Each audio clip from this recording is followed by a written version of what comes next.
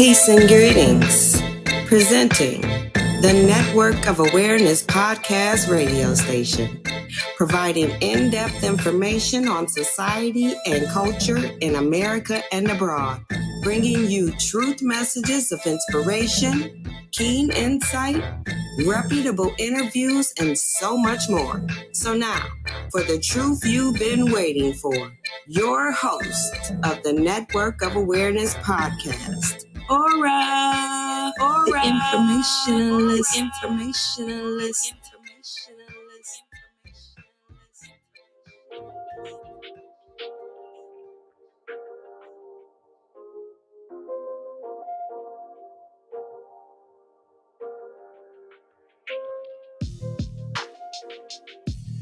Peace and greetings, folks. This is ORRA, the informationalist from the Network of Awareness. And yes, we got a great show lined up for you today for season 5. And of course, season 5 is a banger where I told y'all that I'm bringing you nothing but some great interviews with people from around the world, from different walks of life. And today we got a show in regards to that where we got a brother who is a man of the Most High, first and foremost. He's also a family man. And we got an actual police officer. Now, we've had officers from Sheriff's Department, corrections. We even had probation officers on here. But we've had police officers, but never an active duty police officer. So I'm very excited about that because the brother is still an active police officer, and none other than in NYPD, right? New York City.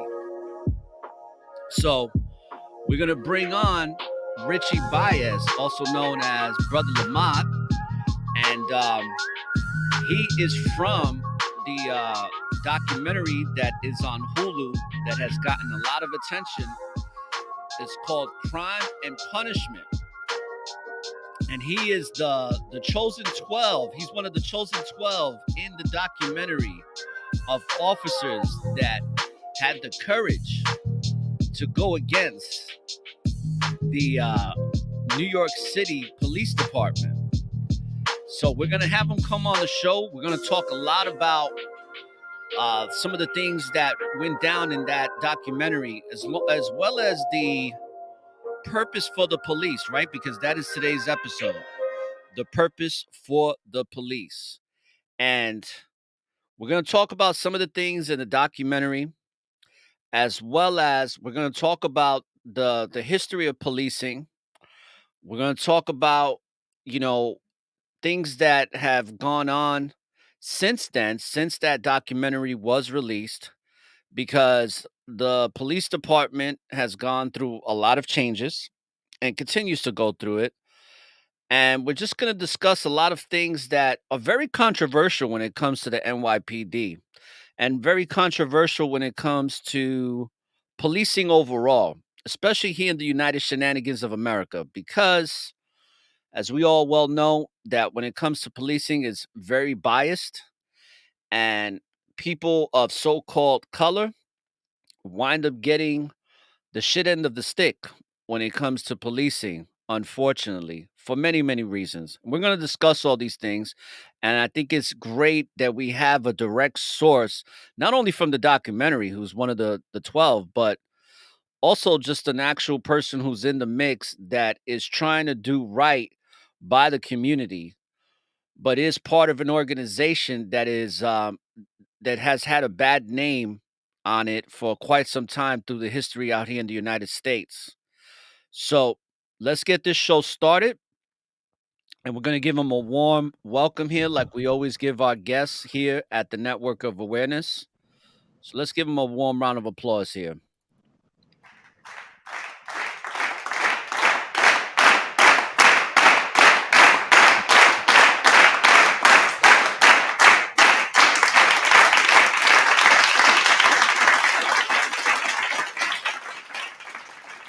Please just tell me what's happening to me in plain English.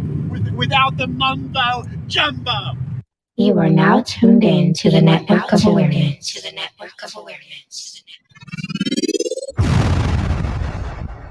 Yes, yes. Welcome to the show, Ritchie Baez, brother Lahmad. How you doing today, brother? Shalom to you. Hey, I'm doing well, man. I like to give all praises to the Most High and my Lord and Savior Christ for blessing me to be in your show. You know, Yes, it's truly an honor to have you on the show, and this is historical for me right now because I never had an active duty police officer on the show, and it's one of those things where I've had police officers on the show, but they've all been retired. So you're the mm, first. So we're making history here. And a lot of my listeners on the network of awareness it's very mixed emotions when it comes to police, even with me, like, and I had this personal conversation where it's like I don't really have a good outlook on police, but I do respect those that respect me. But unfortunately, I haven't had the best experiences like a lot of people, and there's other people that have. So the people that are going to be listening, just understand that when it comes to police officers, not all of them are bad, okay? But I think that the organization sometimes, when it's run by certain people, um, it can go in a certain direction where, and just like what we're going to talk about in crime and punishment, where it's like they compromise even the good people that are in the organization or in the police force to do certain things that I would deem as very unrighteous. And that's why we're going to talk about what you brothers and sisters did in crime and punishment because it took a hell of a lot of courage. But before we do that, can you just let the listeners know just a little brief bio about yourself and who you are and what you do? okay. Well, my name is Richie Baez. You can call me the brother of Lahmad. I'm an 18-year veteran with the NYPD. Um, I'm one of the, like a better word, stars in the crime of punishment. And basically, I have my family's of Dominican descent. They came over here during the 70s when there's like a lot of upheaval in Dominican Republic at that time between people that were what they call communists and people that were called communists was basically people that wanted to unionize the workers, have a 5-day work week, 8-hour work day, and be paid living wages. So they were labeled communists. So they were shooting, killing. The government was killing a lot of my family members. So we came over here for pretty much safety. We grew up in Spanish Harlem. If you don't know, that's the east side of Harlem, aka El Barrio. Uh, I currently work in the South Bronx, which covers Cypress Avenue, Brook Avenue, Mott Haven area, and I've been there ever since. And like you mentioned earlier, I'm a married man, uh, proud father of two beautiful girls, and most importantly, I serve the Most High in Christ. All right, thank you, brother, for that intro. And it's interesting because we have listeners in the Dominican Republic, so we have one of your own listening, or should I say that is going to be on the show. So for all my brothers and sisters in the Dominican Republic, we have one of your own peoples here, and also we got one of your own peoples from Harlem, right? So we have listeners from both of those places, Yeah, and de lo we do have mío. police officers that listen to the show as well. Hmm. And hopefully more will listen after this show. So, first things first, I always like to start from the beginning with my guest. And since this is your first time on the show, can you let the listeners know what inspired you? So let me ask you this question first. When you were as a child, did you always want to be a police officer? Yeah, it was either being a police officer or a pharmacist, believe it or not. Those are like the Wow. two things I wanted to be. Well, two So different occupations, or should I say, two different occupations that are very different from each other to want to be.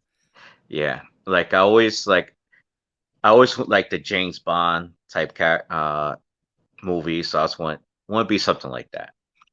And the pharmacists, I like science a lot. So what basically changed my mind was in high school. And once I took chemistry and physics in high school, I was like, oh my goodness, this thing is, I really need to put the effort into it. And seeing that I didn't put the effort into it, I went to law enforcement. So there you have it. Oh, And so you actually achieved your childhood dream. Uh, yeah, I did. you wanted to I get did. that's And believe it or not, it took me a long time to get into the police department because being very young, I wasn't like in my early 20s. My mentality wasn't there, you know, especially even though I was believing in Christ, I was following the faith and everything. I wasn't mature enough at 21 because if I was trying to get in 1998, but I wasn't focused, partying, doing things that I wasn't supposed to be doing, and I got kicked out. I came back a few years later, focused and determined, and graduated and went into the police academy. But I'm glad I went in at the age I did at 27 instead of 21 because I was a completely different person, a complete 180, and the Lord did that for me basically to deal with a lot of stuff that the average person really shouldn't be dealing with, you know, because to be a police officer is really a calling. It's not just a paycheck because you really have to put yourself, other people before you know, because when you go to answer a job, you're not answering jobs that people that are singing and happy. These are people that need really, really big help, you know. Sometimes you go into domestic violence, and I seen some very, very disturbing images that I cannot get out of my head. And seeing these things and going to the scriptures, like, why are we going through this? Why do we have all these type of curses coming upon us? It's because we broke the Most High's commandments. It's Mm. like Deuteronomy 28 when it says the brother should hate his brother, and the wife should be against the husband should be against the wife. It's so true. You see it in 4K and 3D every day. I mean, I seen instances, not to get too graphic, what a man was jealous of his girlfriend, and he took a broom, broke it in half, and the shard, like the pointing one, and put it inside his girlfriend's private. Mm. And we get there is a bloodbath. It's a bloodbath, and the toxicology, the wickedness. Put it like this: the spiritual wickedness that's binding them. She protected him.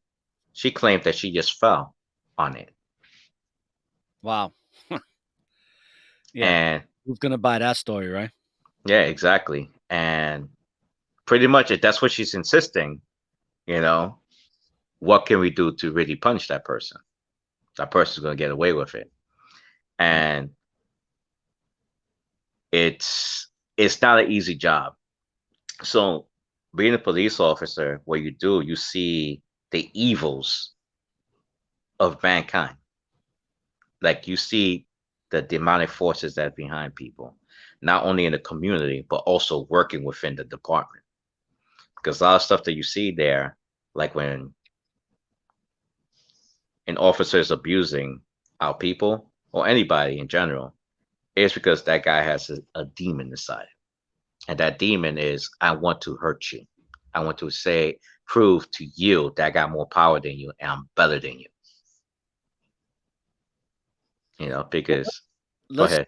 talk about your perception growing up in New York City, like myself and many others that are listening in. And I was talking about this with another guest of mine, a brother that you know very well by the name of Dawad, where it's like, when you're growing up in New York City, it's really just Hispanic and black people.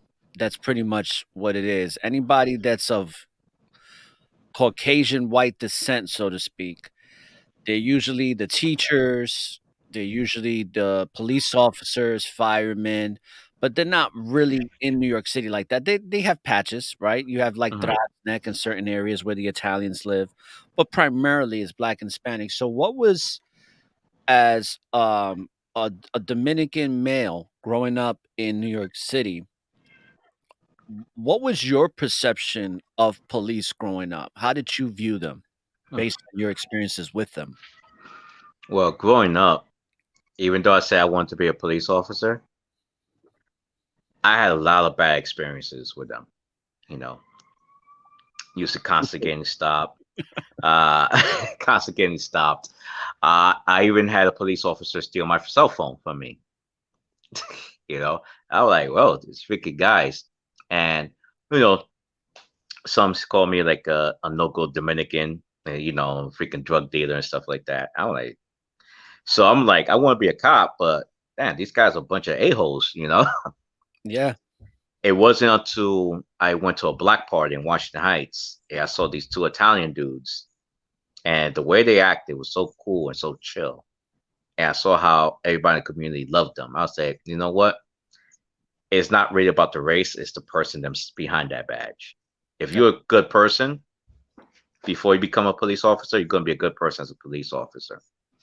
If you're a douche, you're going to be a douche as a cop. Matter of fact, it'll magnify it because now you have a power behind it.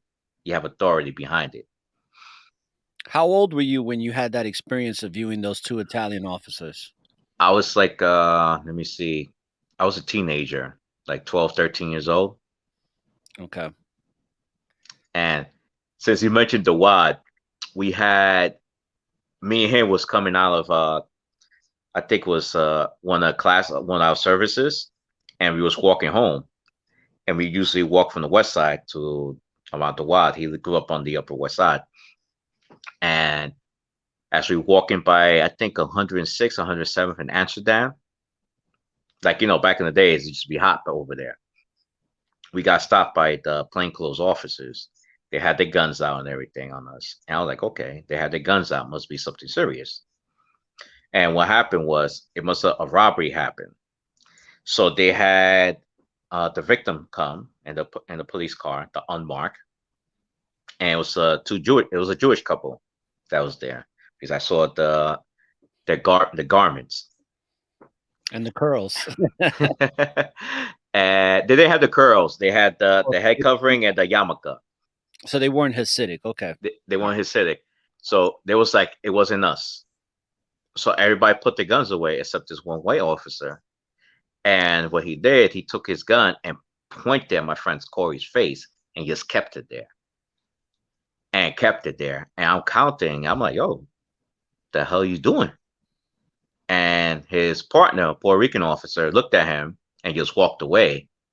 And I swear to myself, I would never be like that officer. And I'm talking about the officers that walked away if I ever became a cop. And this happened like around 97, 98, around that time period. So in the 90s. And that right there helped set the groundwork for me to do what I'm doing today, speaking out about the injustices within the police department towards our people. So that's like a nutshell how it was in the 90s getting stopped. And even as a police officer, it's getting stopped. I had an incident when me and my boy, we coming out my building, and he had a nice Mustang, beautiful. And we see the police car across the street, and me and him looked at each other and said, "You know you're gonna stop us." He said, "Yeah, we know." And he used his click. So we had the keys to the car. We had our academy gym shirts. So if you're a police officer, you recognize that's from the academy. So they came, whoop, as soon as we got inside the car, boom, stop us and interrogated us. And we was like, yo, two white officers. Like, yo, what complete a-holes, you know? They know that we're cops, and they still stopped us. They still want to interrogate us. So we have guys like that leave a very, very bad taste in your mouth, you know. And I had incidents uh, when I'm in the train station. I'm dressed up.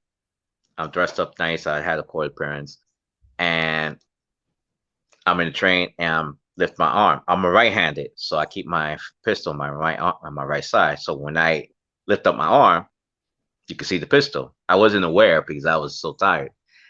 And I saw three cops come in. Two of them were rookies, Dominican cops, and the guy that was training them was a senior cop, a white guy. So I made eye contact with the two rookies, and they was like, "Oh my goodness," like very scared. And I was like, "Oh my goodness, I'm gonna have a bad day real quick right now." But the senior cop, the white guy, he looked, he asked me, "Hey, am I in our slang term on you on the job?" I was like, "Yeah." And he said, "Oh, what command?" I said, "Told him the command." And he said, "Okay, cool." He said, "Yo, just make sure that keep that covered." I said, "Oh, cool, thank you, man, appreciate it." And again, it goes to experience and what type of person you are. If it would have been those two rookie cops, it would have been a bad day for me. That more experienced cop, he knew because the body language, the way I was dressed, he didn't look at my skin color. He looked at the whole attire, Mm. the whole attire. It's like similar to me and you walking down the block. Yes, because we see a person of color, we're not going to assume that he's going to try to rob us. But as soon as he sees us, he's put his hood on and put it real tight and starts reaching. He's like, okay, now something else. He's trying to rob us. It's all about the body language and how you carry yourself. It's like the scripture says, you should know in Ecclesiasticus, you should know a man by his gait and excessive laughter. The gait is how he carries himself. If he carries himself as a man of the Most High, is he carrying himself as a demon? It's all by the way he walks, talks, and moves dressed. Yeah.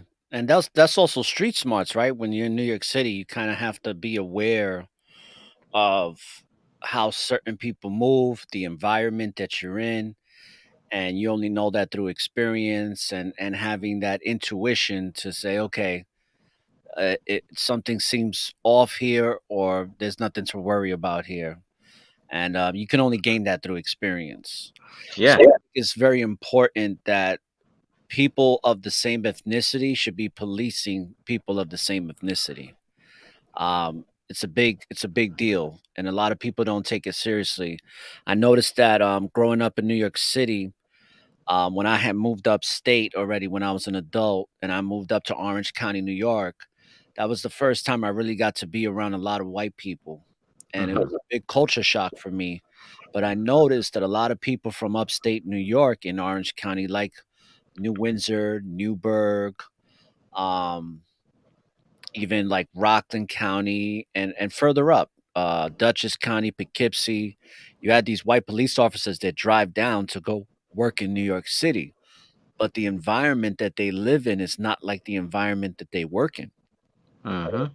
and that Is creates a major disparity in the perception of how they view the people from the city opposed to the people that they live around in the suburbs, which is more primarily white. Now, a lot of my listeners know, based on the education that I've given on this show, that race really doesn't exist. It's just a social construct that was created.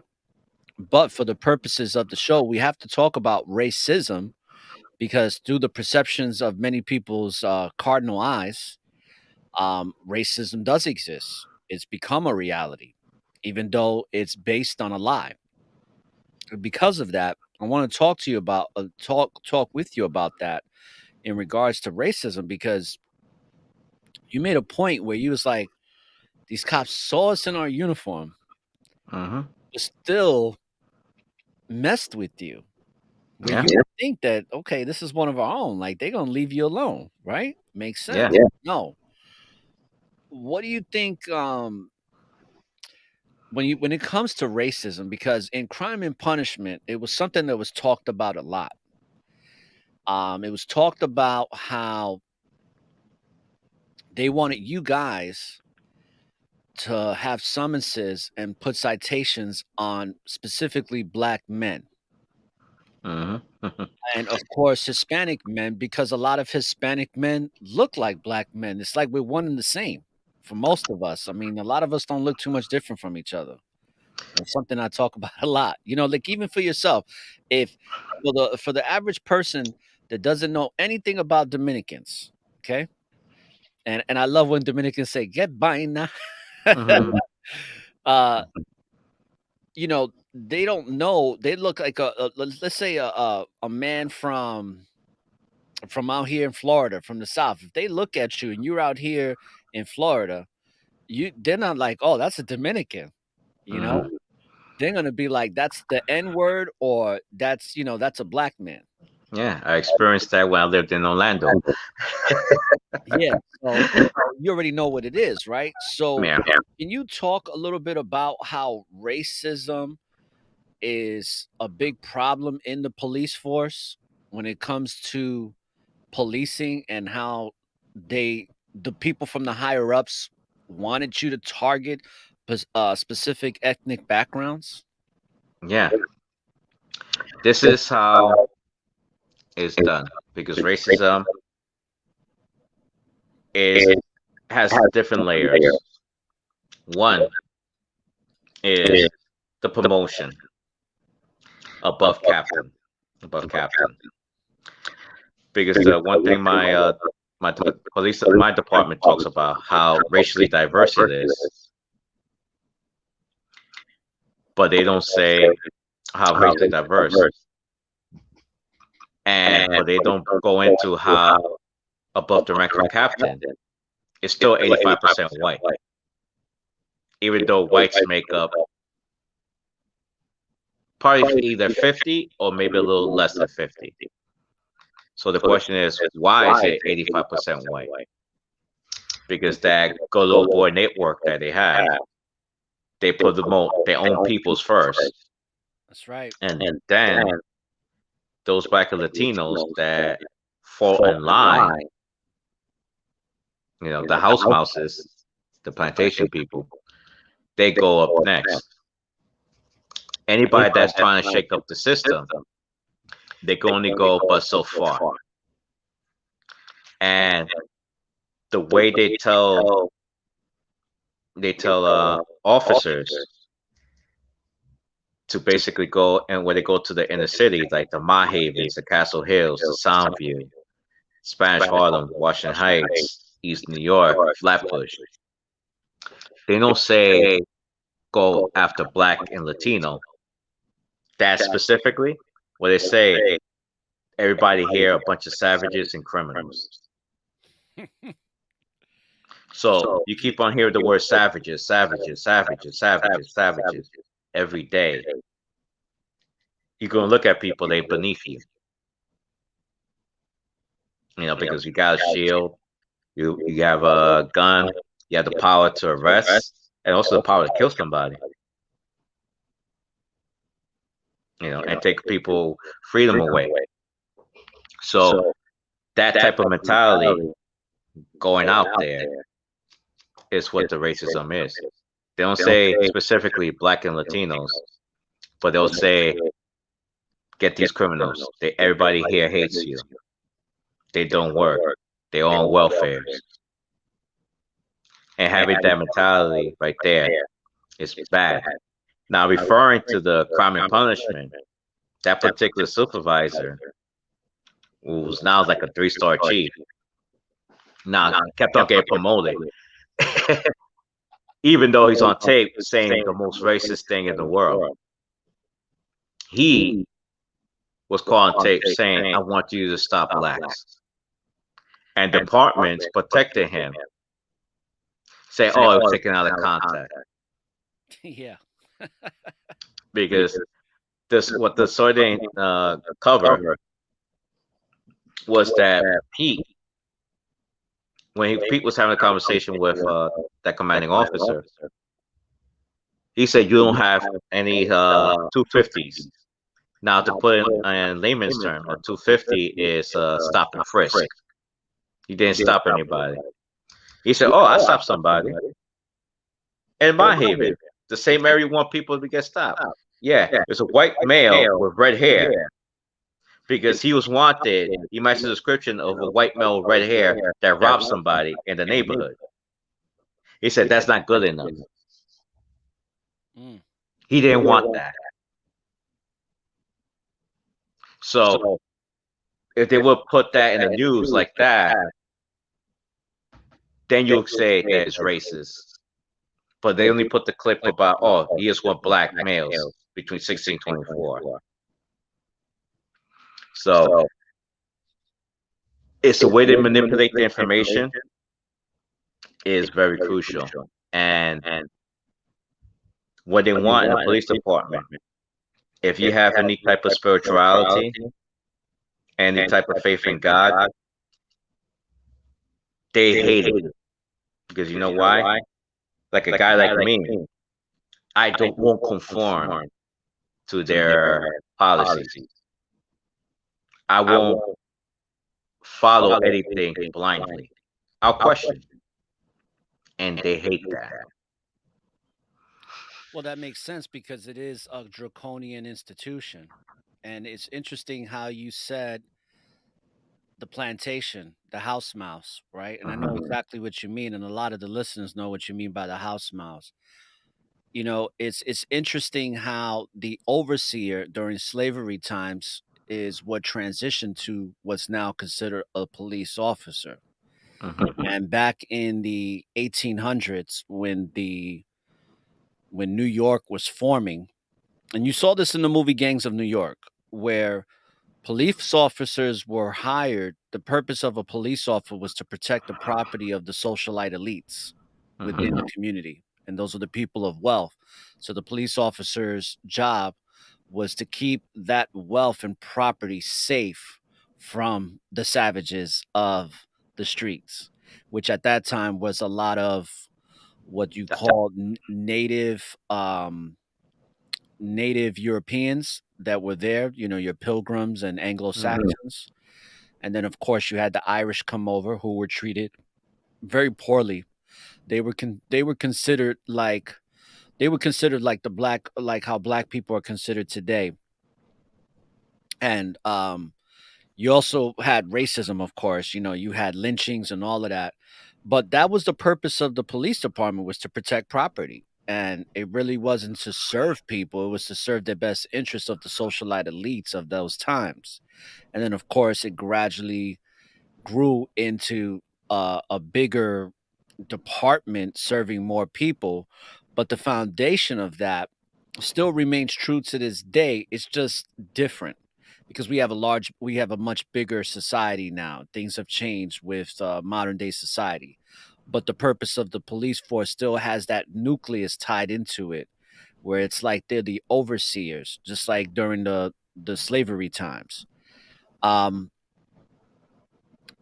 Something that I saw in the documentary that I'm not gonna say it upset me, but it irritated the hell out of me was when Sandy Gonzalez was talking to the brother on the street, and he was like, "Hey, let's go get a cup of hot cocoa and go talk."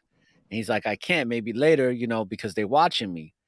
And then you see the sergeant, which is two white guys, you know, and they roll up on him and telling him that he shouldn't be wearing his hat, that he's out of uniform, and it said, "Oh, you can't wear a hat if it's above 32 degrees." And I love what Sandy said. He said, "Well, when I started work this morning, it was under 32 degrees."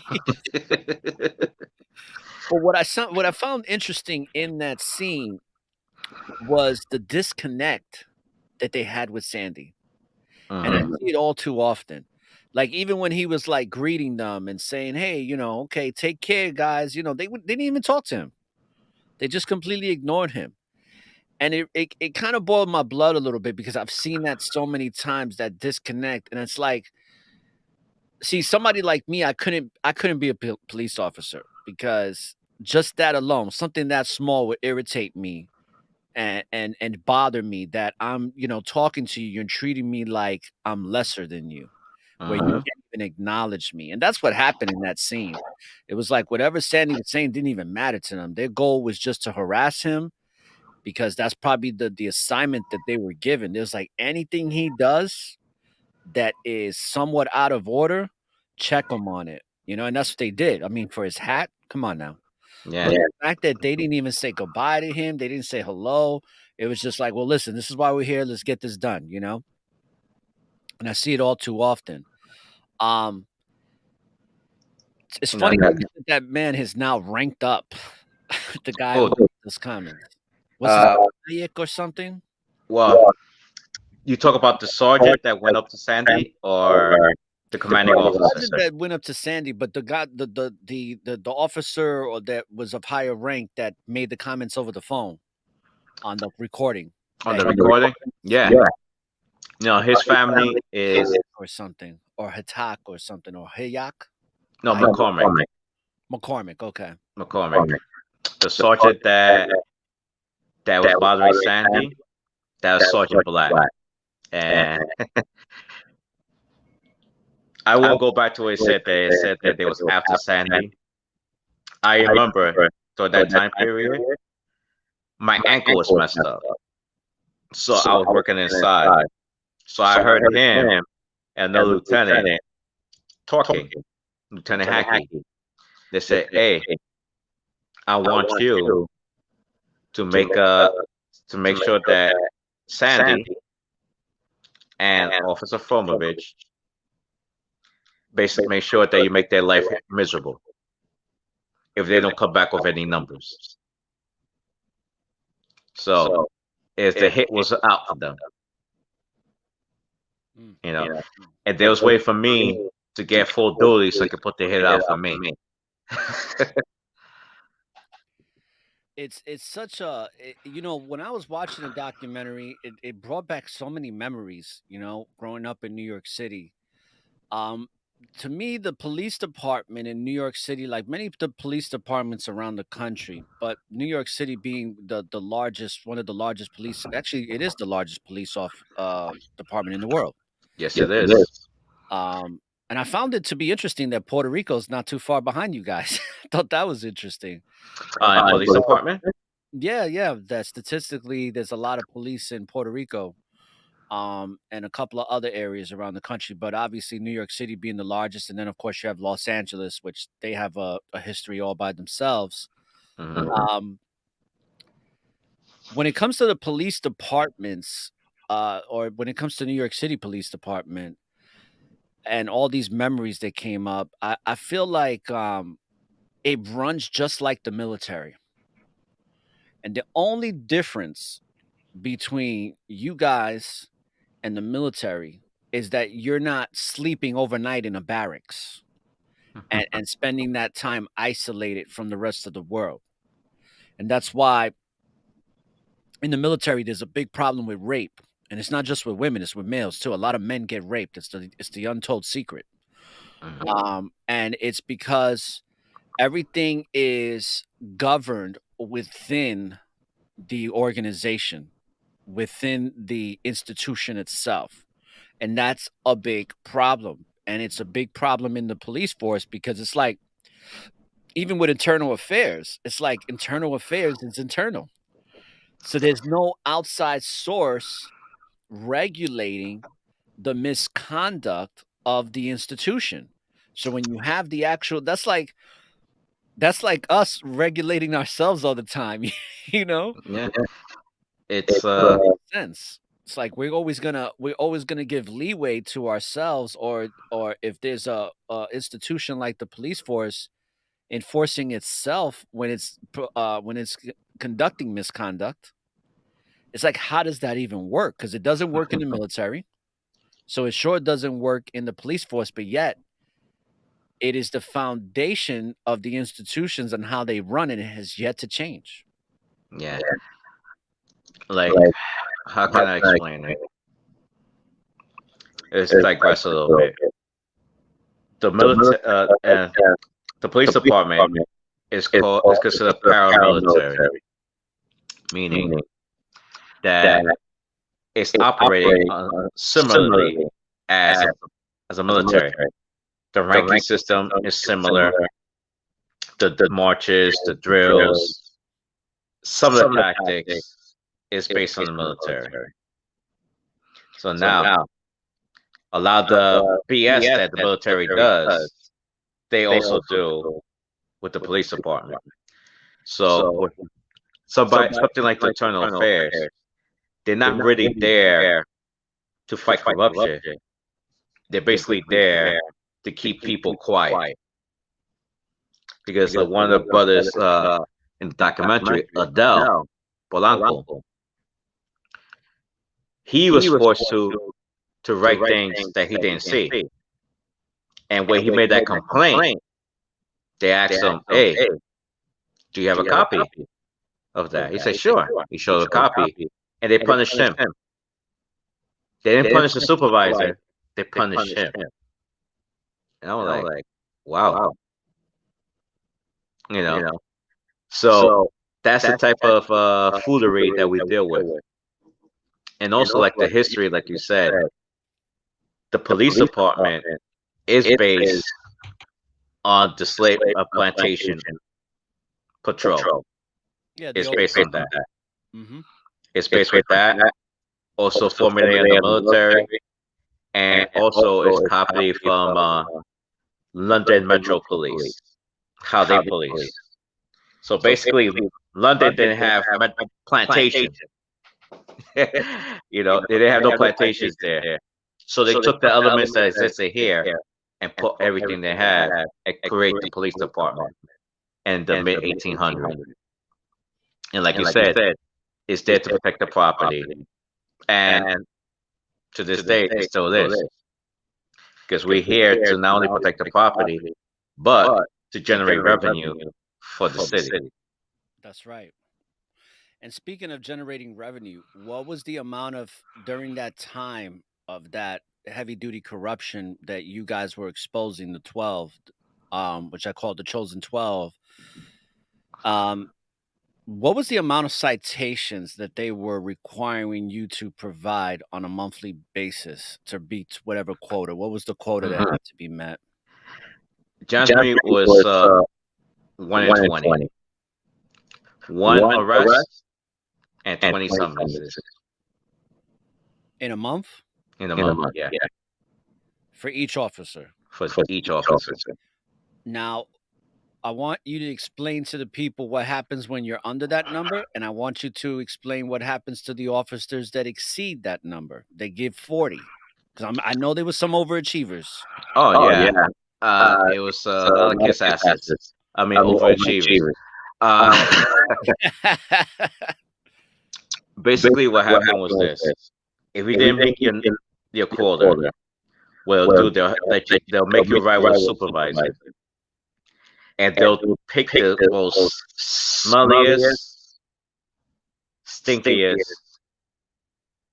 homeless person that they could find, and they make sure that they have a whole bunch of shopping carts worth of stuff. So your punishment will be to arrest that person because they'll legally search him to see if he had crack, and 9 out of 10 times he has some type of illegal drugs on him. They'll arrest him, and they had to voucher every item that they had there. Everything. So he'll have hundreds of stuff. So an arrest that might take you 2 or 3 hours would take you forever, 10, 12 hours to process. You know, and that's what it'll do to punish you and to be an example. Now, those that were overachievers, because it was all about quantity, not quality, they will get to ride with the sergeant, the easier post. If there's any openings to a specialized unit, they'll get it. And it's not because they were good officers, it's because they'll do what they was told. So that's how it was. Because I give the thing with Amadou Diallo when that unit was first started. Basically, it was cops, very experienced cops that that had numerous arrests of taking guns off the streets. So they were experienced. So what happened when that program was so successful? They wanted to expand it, and when they expanded it, they started bringing in their friends, the kiss asses. So people that had no experience in getting guns off the streets, but they was bringing in numbers, they was putting that team. And that team that was working that day when Amadou Diallo got killed, they never worked together, ever. Brand new spanking rookies. He got killed? I thought he survived. Amadou Diallo, Yeah, I thought he was the one that had the the 41 shots. Oh, okay. I got the. Who was the man who had the baton stuck up his anal, his rectum? That's Abner Louima. Okay, there we go. Okay, so do I? Yes, thank you for clarifying that. I was a little confused on that. Yes, he was the one that was shot. The gentleman you're talking about, the brother, he got shot a bunch of times. Yeah. Okay. Yeah, the Amadou Diallo. Yeah. So now you have officers that should have been in that unit, never had the experience, because nepotism, based on corruption, which produces racism, got Amadou Diallo killed. Can we talk a little bit about your experience coming into the academy and what that was like for you, and what was your mindset coming into the force as as a rookie? As a rookie, I was blessed that I had a little insight about how it's going to be in the academy, that the whole idea was to break you, Just like the military. just like a military. So what they didn't like about me, I had my facial hair. And I had a rigid accommodation. And also have religious accommodations not to work Friday nights. Oh, from the jump.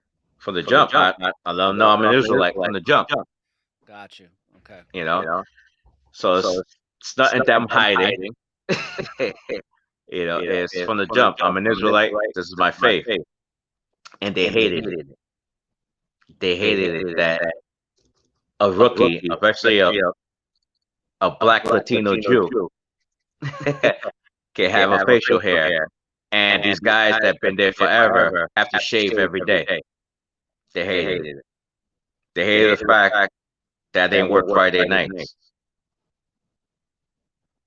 So every day they made their life they were trying to make my life miserable.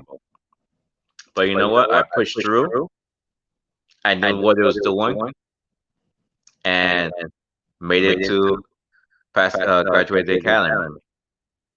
And what was your experience within the academy in the training? And how long is that, by the way, for the listeners? It's 6 months, Okay. and basically it's divided between academics and physical training and tactics. And I'm glad you mentioned it because we had a sergeant there, racist. He worked out of East New York, originally from a cop in East New York.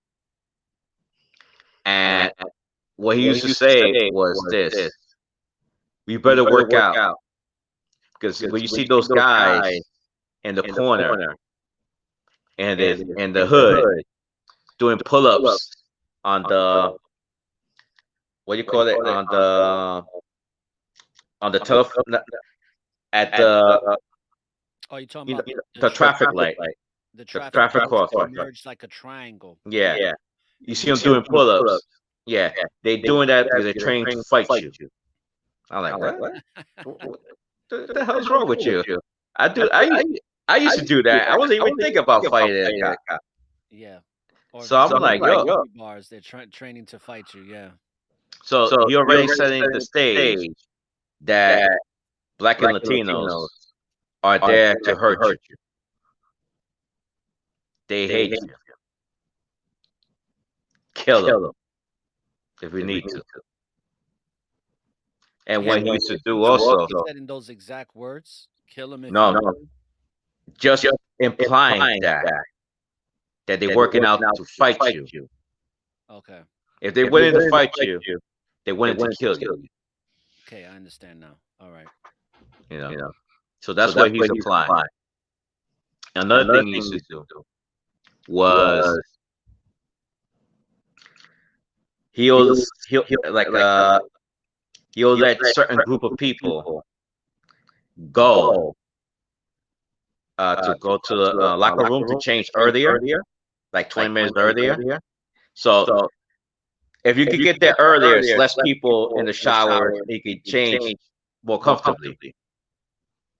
So he'll say everybody from Long Island and Staten Island, whoever lives in Long Island, Staten Island, could go. So the majority of the people that went will wait. Of course, yeah, because that's the majority of people that live in Long Island. Yeah. In Staten Island, yeah. So I'm like, yo, I already saw it. How from the academy they teaching you what it is, what they expect from you. That you don't support your people as long as you wear this uniform. You one of us until a certain point. So they were segregating within right off the jump. Then they Right, were already setting the tone of what you're being introduced to. How did that affect you when you were experiencing that? Because and the reason why I asked you before you answer that question is because if I'm coming into something that I'm just starting out as a career, right, and I'm looking at it from the most positive perspective that I possibly can, because it's something new, and I'm coming in with that vigor of I want to do right. I want to I want to make an impact. I want to change like a lot of us. We want to change the world. We want to make the world a better place, right? We want to make the streets safe. If you're coming in with that mentality, so how did you take that when you started to see that right off the jump? It all goes back to the scriptures, because we broke the Most High's commandments. We should be on the bottom, and our enemies could be above us. And me understanding that helped me push through, and also read the scriptures about our forefathers that were in law enforcement, like Zerubbabel. And when you read the book of the First Ezra and the Apocrypha, he was one of the king's guard. And being the king's guard today would be Secret Service. Also, when John the Baptist was preaching, you had the publicans and the soldier that came up to him. And the soldier asked, "What should I do to enter the kingdom of heaven?" John the Baptist didn't tell him to quit. And mind you, he's a soldier in the Roman army. They didn't have CCRB. There was no complaint report. You can't corrupt police brutality. If you get your ass whooped, just be lucky you're alive. And John the Baptist said this: "Do no violence with no violence. Accuse nobody falsely," meaning set people up. No police brutality, and be content with your wages. No extortion. Me having an understanding helped me push forward, knowing that I could be the difference between helping somebody when they're going through a very, very bad moment in their life to being something catastrophic instead of being helped. So that was like mentality. And, you know, dealing with brothers in that system is when you're by yourself, it's a heavy zone.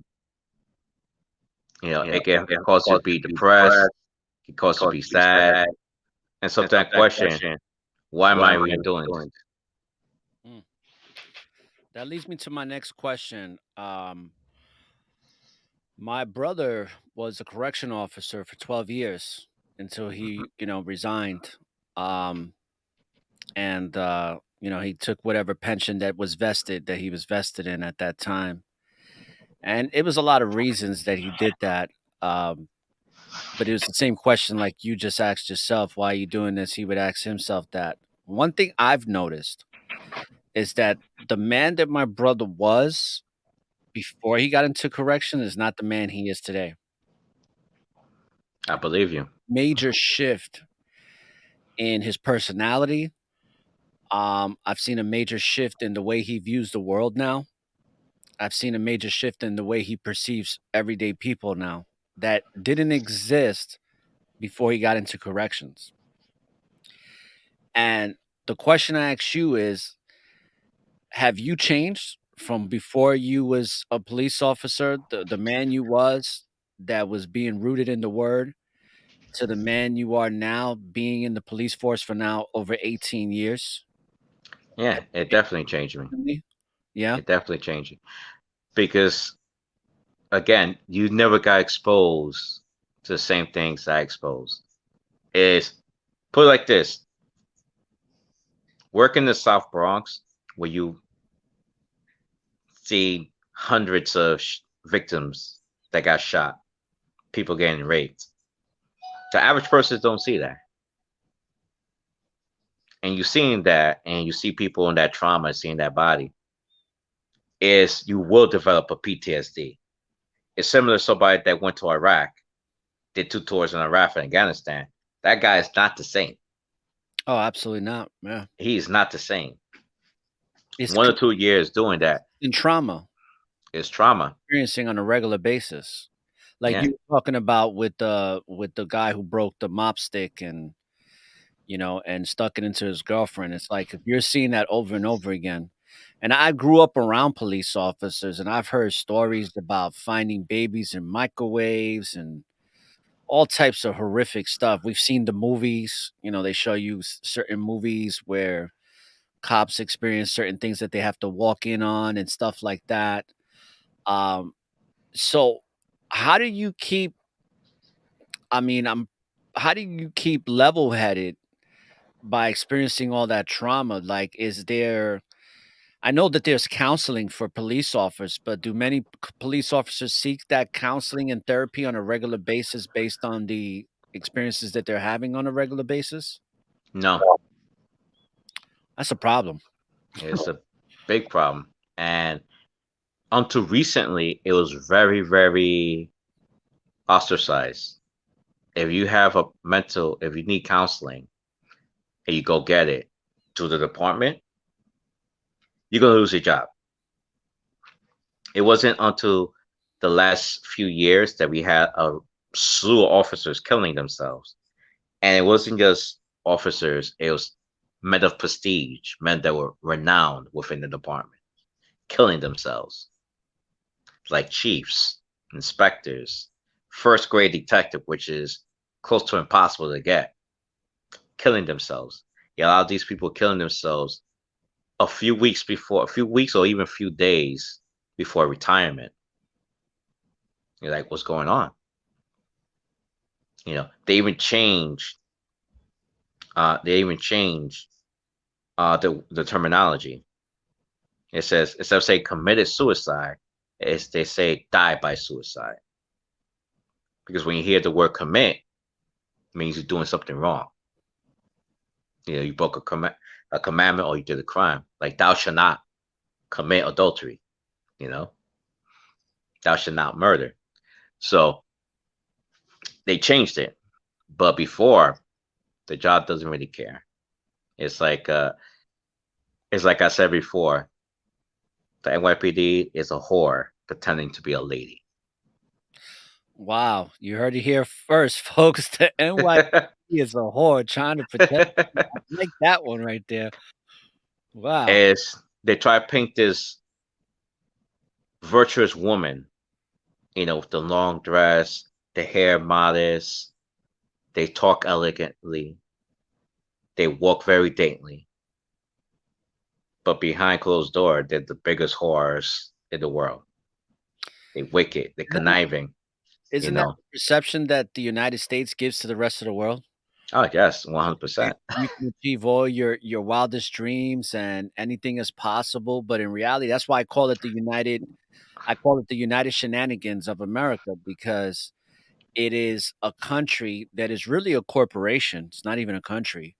And it's based on a long, long legacy of lies. And the whole entire foundation and the fabric of this country is based on lies solely. That's it. This whole country is a lie. And we're Hmm. exposed to it every day, but you don't know that until you come here. That's why a lot of so-called immigrants come here with big dreams, and then they're like, "Wait a second, what the hell did I get myself into?" Yeah, You man. I speak to people from like Eastern Europeans from Albania, and they show me their houses like mansions, and they hear breaking their back. I was like, yo, why you breaking your back over here? Go back to your country. Save up what you need to save up and go back to your country. Because that's how I can say Dominicans were when they first got here. Their mentality is this is not my country, this is not my home. I'm only here to make money. And once I make enough money, I build my house, I set up a business, and I'm out of here. I'm just going to use it for what I need to get. But over the decades and generations, we started to settle here. Our mentality was to build more here. But like during my parents and grandparents' days, that was not their mentality that's to right. build anything here. But what happens to them is they become very Americanized, Hmm. you know? And I've even experienced that with the Puerto Rican and Dominican cultures because I've dated Dominican women that were very humble and meek, but then they get a little taste of America and that American society, and they start becoming like American women. Hmm. They start becoming very materialistic Hmm. and wanting way too much. And it it's like it's almost like America is it's a very toxic place that Materialistic. not spiritually grounded. It really that the temptations can take you down a dark path, and that's for anybody. Doesn't matter how strong you are. If you stick around long enough, you really gotta be you gotta be very balanced in righteousness because and I'm doing a show with Brother Aqua Rai about it. The mechanics of sin is very, very strong here. Yeah. Very strong here. It's they teach you the steps how to do it while you realizing that you're doing it. It's like how they change from a horish apparel. Oh, it's sexy. You know, it's not homosexuality, it's alternative lifestyle. So they changed the words Yeah. something to make and they give it a nice sounding word so it doesn't sound bad, you know. And that's what this country is about. And same thing with NYPD. It's not quota, it's performance enhancement, performance goals. They change it. It's the same thing, you know. Yeah. And which the way the city's going now, they're already requesting officers to start getting numbers again. The last 5 or 6 years, they never asked publicly to put officers to the side because before when I was a rookie and coming up prior to the lawsuit, they say, "Hey, bias, yeah, if you only got 3 days left in the month, you short 10 summonses and you need a collar. Gotta step up on it. Gotta do it." Now they don't do that. Well, it's gonna come back. it's gonna come back. Let's talk more about the documentary because it was just a little over an hour, I believe, or just under an hour, and a lot happened within that time. When it comes to New York City, right? I grew up in New York City. A lot of us are not up to no good. It is what it is. Especially when it comes to drugs. It's Hmm. always, I sold drugs when I was 15 years old. I was on 110th Street between Lexington and Park selling heroin at 15 years old. Hmm. And I saw a lot during that time in Harlem, in Spanish Harlem. And we know that there in the city, there's a lot of people doing a lot of things. Yeah, But it's like not everybody that's doing stuff is really a bad person. You know, yeah, I it agree. circumstances that we go into, there's a lot of dynamics that are involved and all of that. But for the most part, people are just trying to trying to survive and they're trying to do right. But sometimes, the temptation of or the allure of money can corrupt anybody, Yeah, especially when there's no father figures at home and all the other things that are by design, breaking up the family structure and all that. But when it comes to like the documentary, when it comes to that, like when you were policing and they were telling you to fulfill these quotas that obviously you wasn't gonna do. That's why they have the documentary because you guys were the ones that were courageous enough to say, "Hey, no, I'm not gonna do this." But when you were pursuing the criminal element or being observant of the criminal element to be aware of, what are some of the things? Because you're still a police officer today, so you're still doing this. yeah. What are the things that you do look for in regards to that, so that you are operating in a righteous manner in the position that you're in? Like, how do you really identify when something illegal is happening amongst the community? Hmm. Well, one is you have to know the area. You have to know who is who. If you're in the area, I could go anywhere in the world, and within a few days, I could tell who the dealers, who the shooters, and who's the plug just by observation alone. And once you know that, that's who you go after. But like I mentioned earlier, the NYPD doesn't want quality; they want quantity. I remember as a rookie, they we had a guy that had a rape collar. He arrested somebody for a rape. Great arrest. But they praised the guy that arrested six teenagers that jumped the turnstile because he arrested six Like people. white collar is like whatever.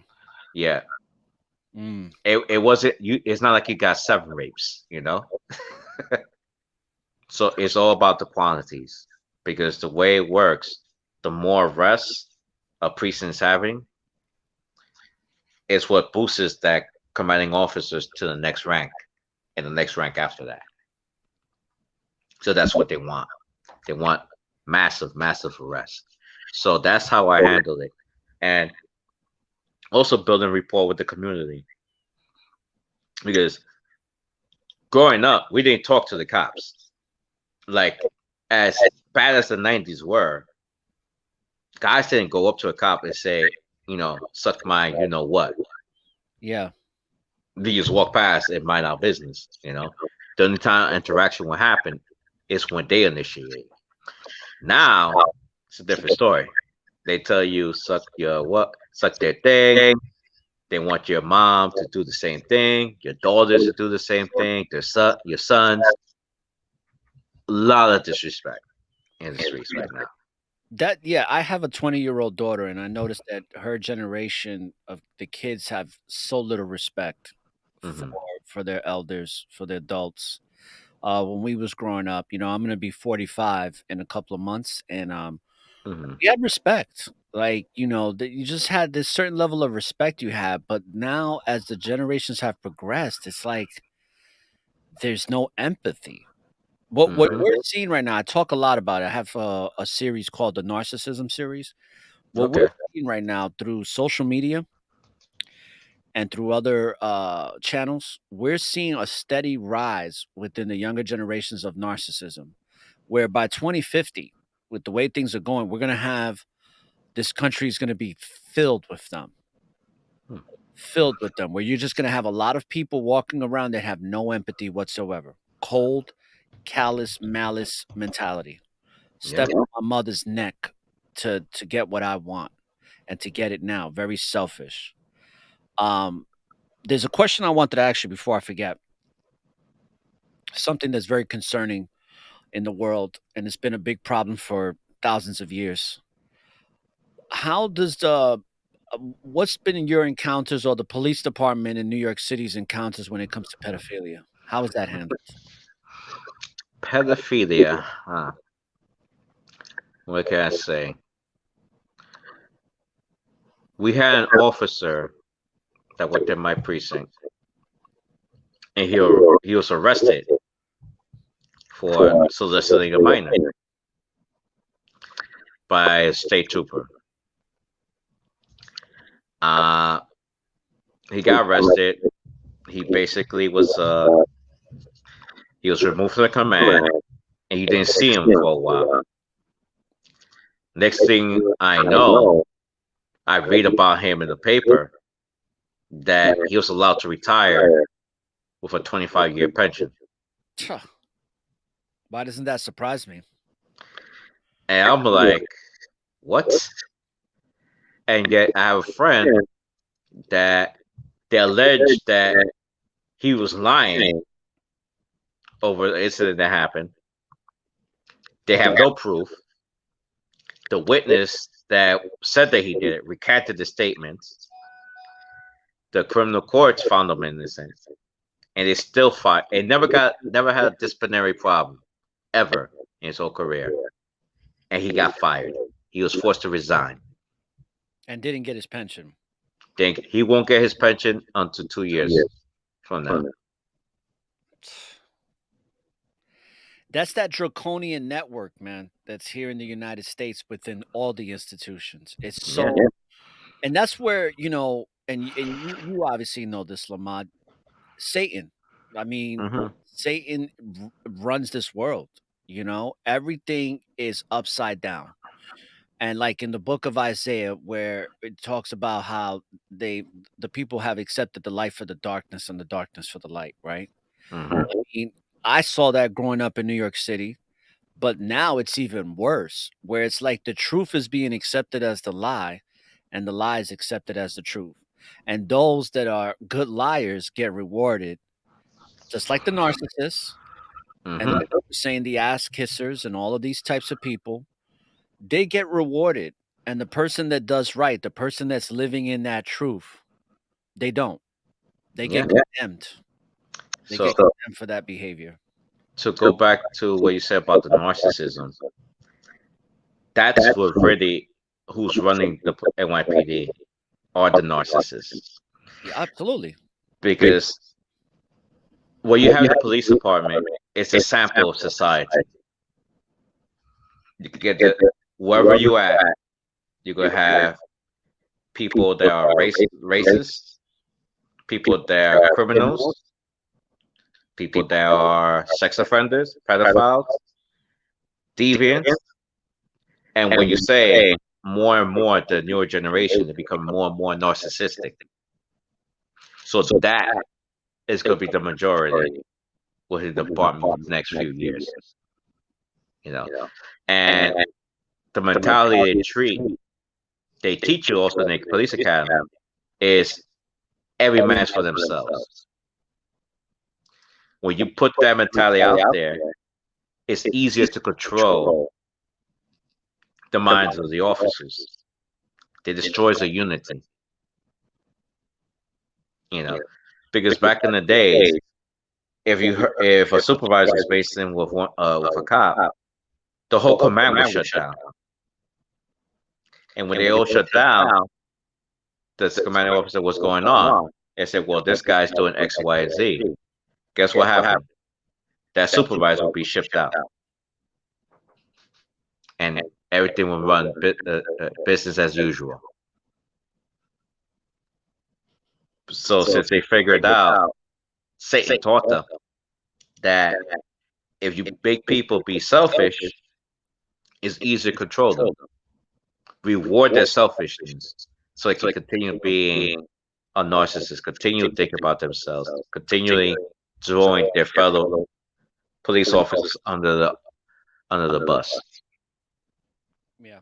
And statistically, throughout America, especially in the corporatocracy and corporation, um, narcissists are always going to make more money than anybody else. Doesn't matter what industry you're in. They get rewarded.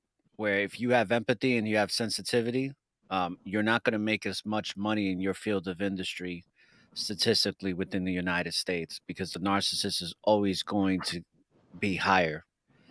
And like you were saying, they're going to be rewarded for that selfishness because they're willing to compromise morality Hmm.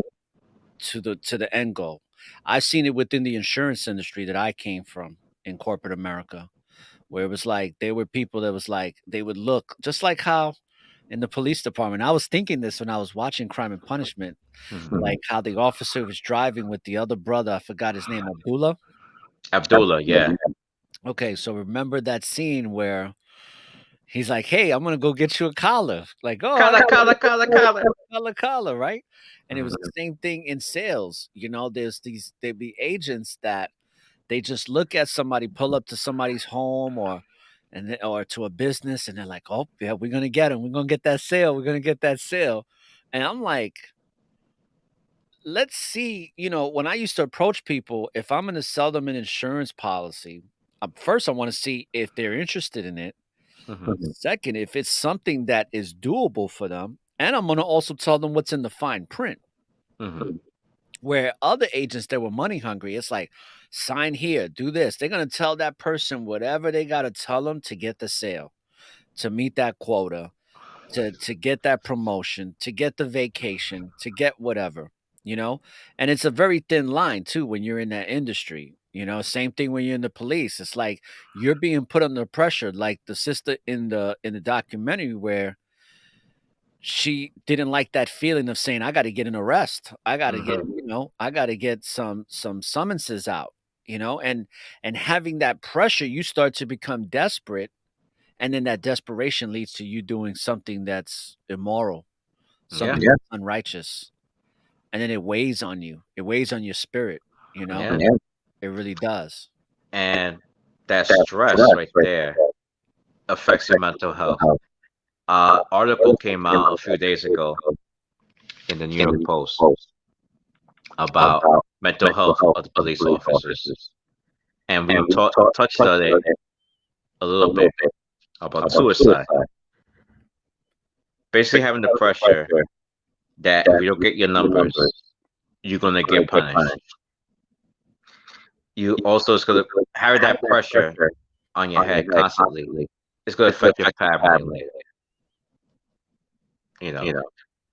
And by you affecting your family life, you could either become abusive to your significant other, your wife or husband, and your children, which will lead to divorce. And divorce costs money.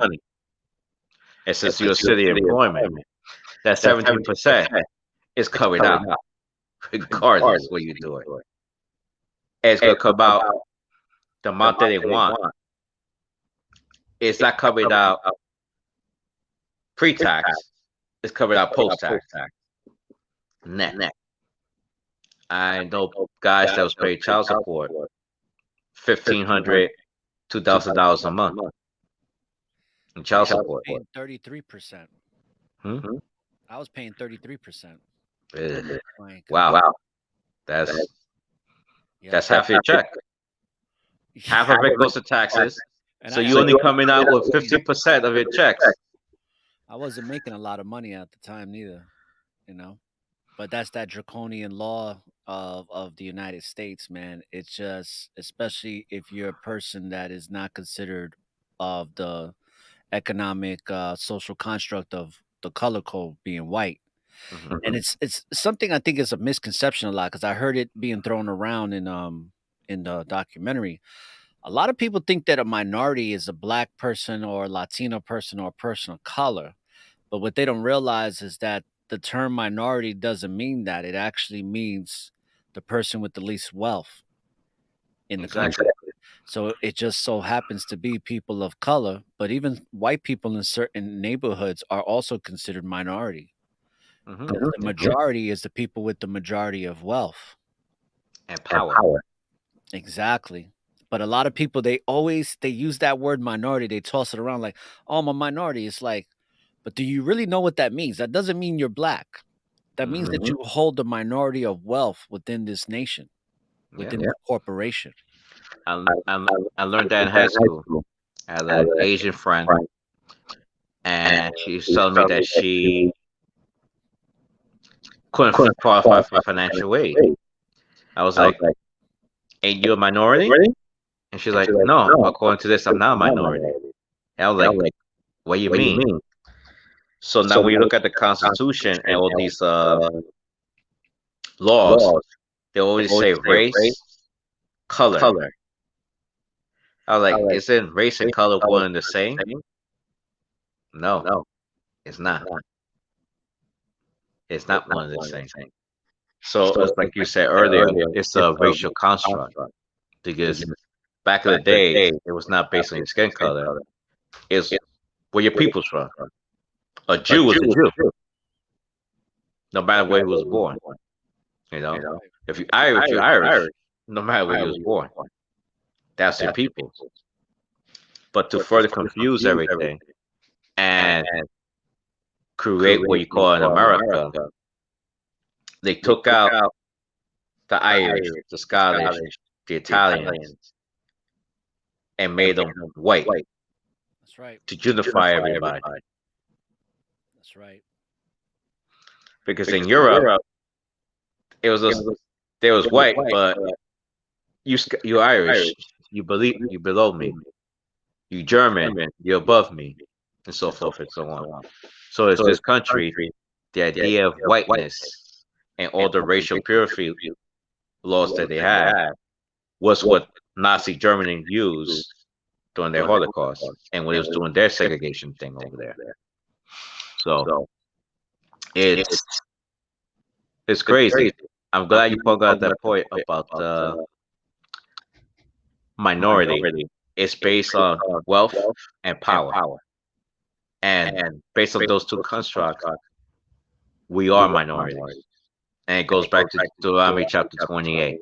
You know, they should be the head, we should be the tail. They shall lend and we shall borrow.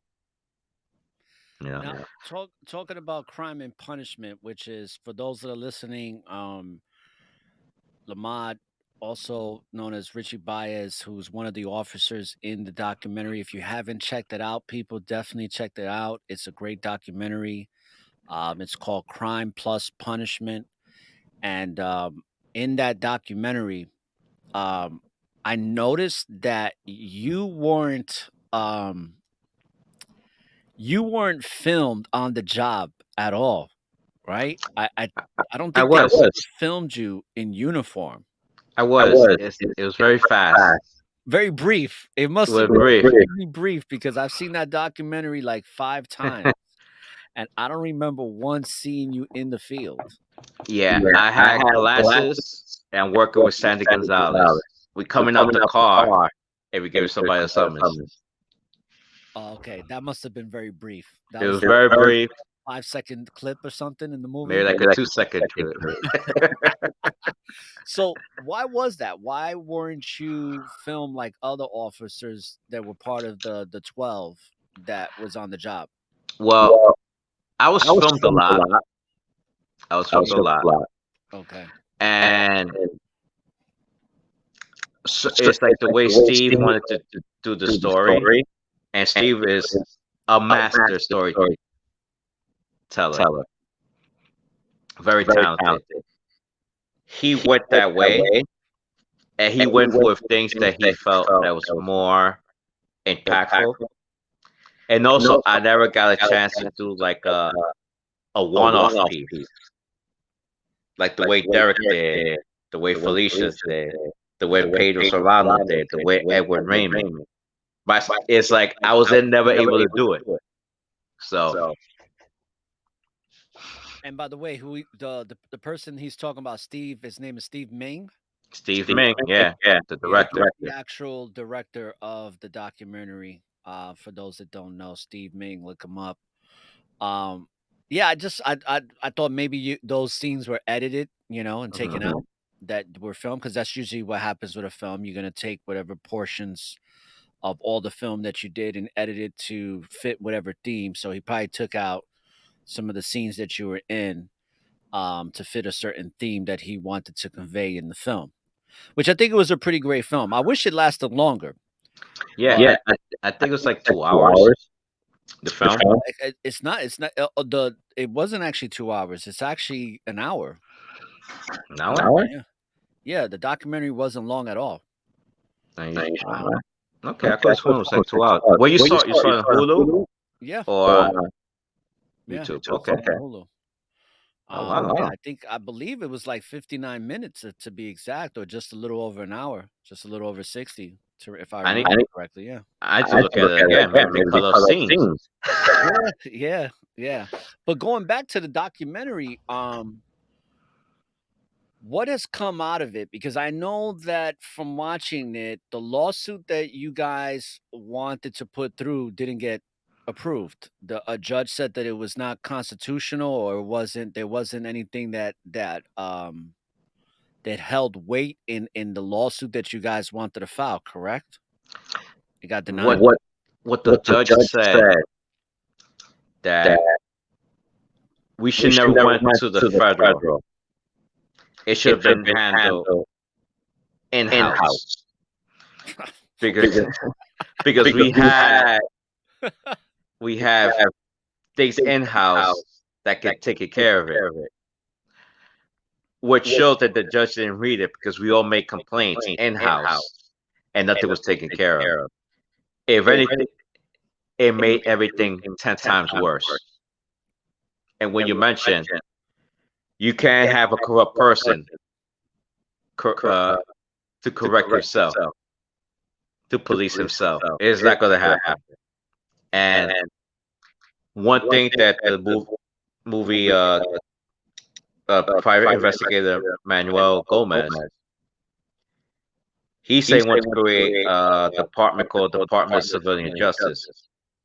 So it'll give them prosecutor powers and subpoena power to help officers and civilians that's going through the same things that we're going through. He currently has that legislations at state level in New York, I think either North or South Carolina, and the Southeast Arizona, New Mexico, and Connecticut going on right now. So hopefully it comes through.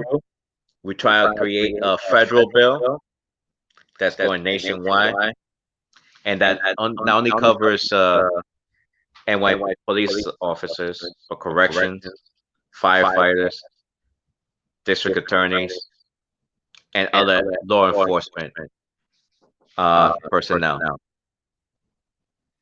So, what do you think? To go back on the lawsuit, it's still pending. Okay. What happened recently was, mind you, this thing's been going on for almost 10 years now, this lawsuit. What happened is right now that out of the 12, they kept 4. Me, Pedro, Sandy, and Edwin Raymond. They kept 4 of us. And recently, the federal lawsuit was, federal judge only kept Pedro and Sandy on the federal level because they said that their First Amendment rights was violated. Because Pedro, he went to stop and frisk trial, the Florida v. New York, that basically said the way stop and frisk was being used was illegal. He's testifying, and based on that, his punishment was was being meted out. Me and Raymond never testified on trial, so our First Amendment rights wasn't being affected. So what the judge said to kick it back in the state level. So now we're starting the process over in the state level. Why were the other 8 officers that were part of the 12 taken off? Either statute of limitation, like based on the complaints, has run out Yeah. because some of them have other lawyers that, and I can mention names. I'll tell you off camera. Uh, don't mess with that lawyer. He took your money and ran with it. You know, so that's usually what happened, and other paperwork errors that wasn't done in a timely fashion. How about the private investigator that was ex NYPD? Oh man, this guy is freaking amazing, man. He really Uh he really does some really good righteous work, man. yeah. He currently freed like over 20 or 30 people in the state of New York that was wrongfully accused of crimes that they did not commit. Let's give him a round of applause, man. We got to give cuz I was watching it again and I was just like, man, this guy is truly fearless. So, we definitely got to give a, a a a nice round of applause to Manny Gomez for making sure that brothers get to live their life, and not having lives destroyed. He's saving lives. Mhm.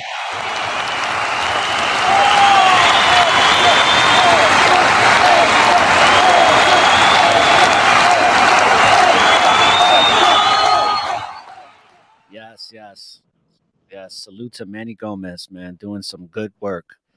Um, so okay, so they took off 8, they left 4 of you, only Mhm. left 2 on the federal level. Yeah.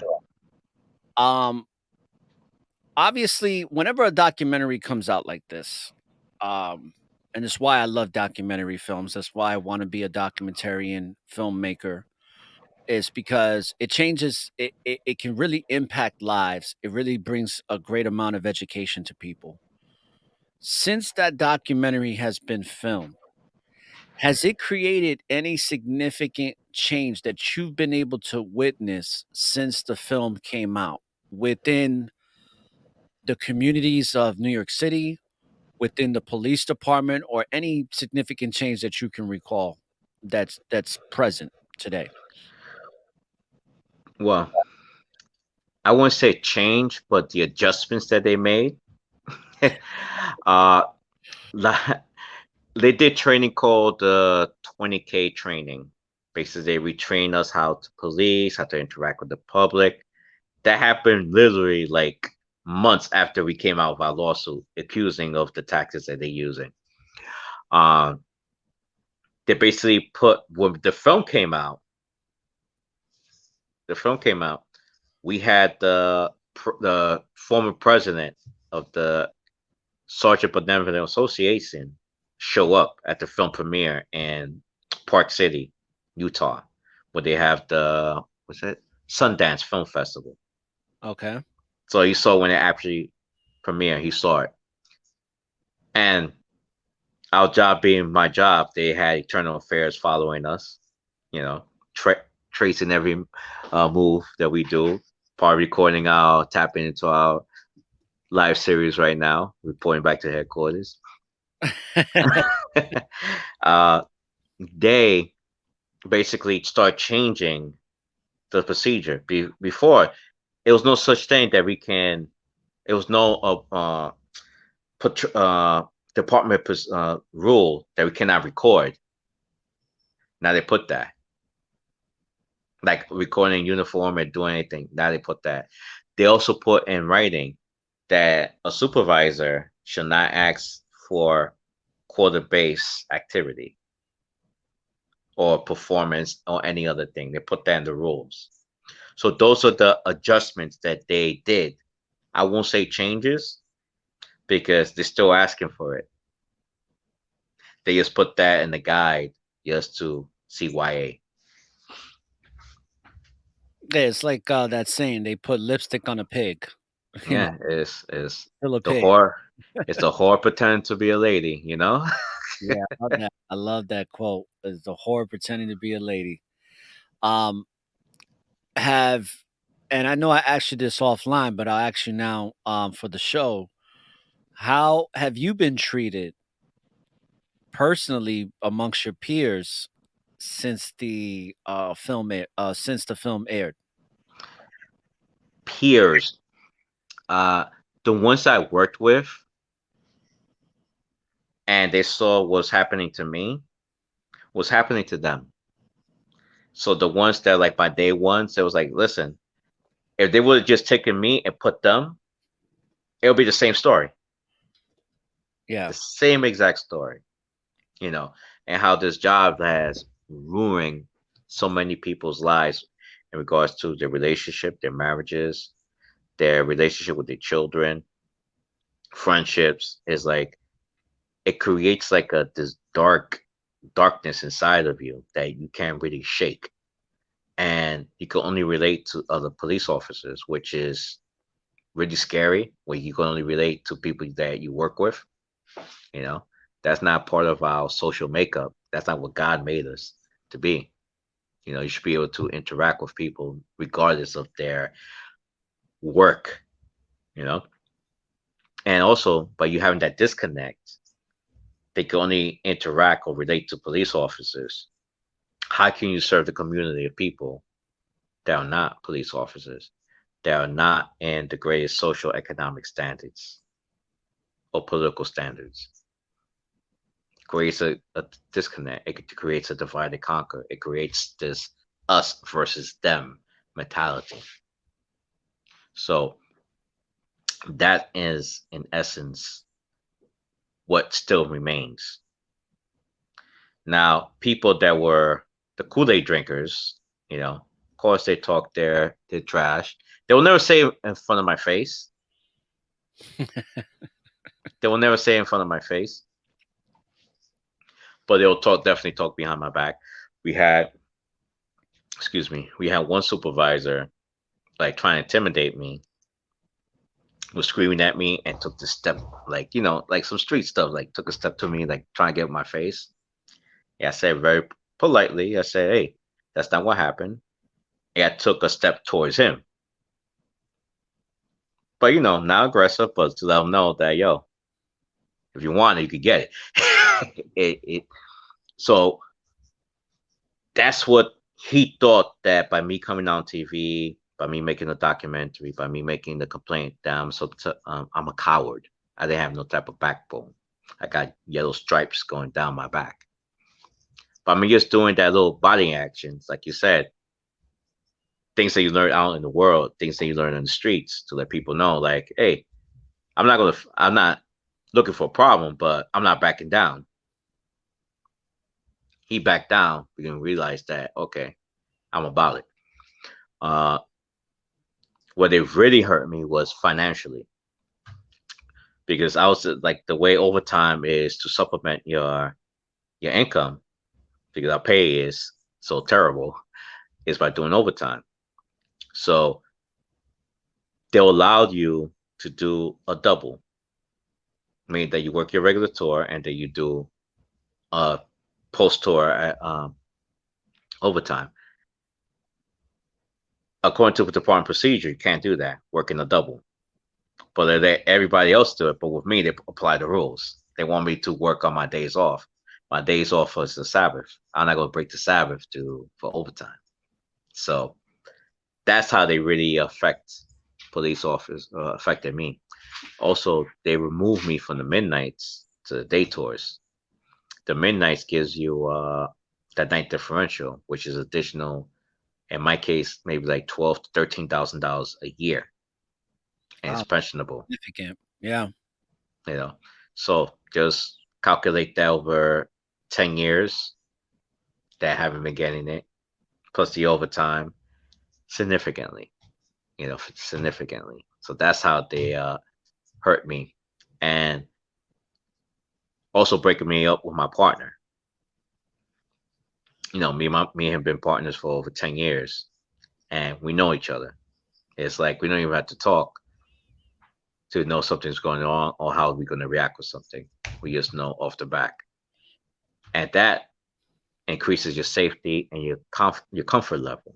So the likelihood of you killing somebody by accident, it's practically eliminated because you have that comfort level, you have that understanding. The tactic is on one accord, is precise, pristine, because you move faster while communicating than communicating if you know each other. If you know what I mean. If you don't understand, ask me. Tell me. I can simplify it. So by taking that element out, now I work with a new guy, a rookie. So I'm teaching the rookie the ropes and explaining how to do this. Is all about your tactics and approach. You have to use this, you know, and don't rush into anything. Take your time. Take your time talking. Take your time to think. Take your time to react. And once you do that enough, it becomes second nature. So they broke me up from that person. So they just kept me isolated. And they basically give me like what you can call it, like assignments that keep me isolated from everybody. So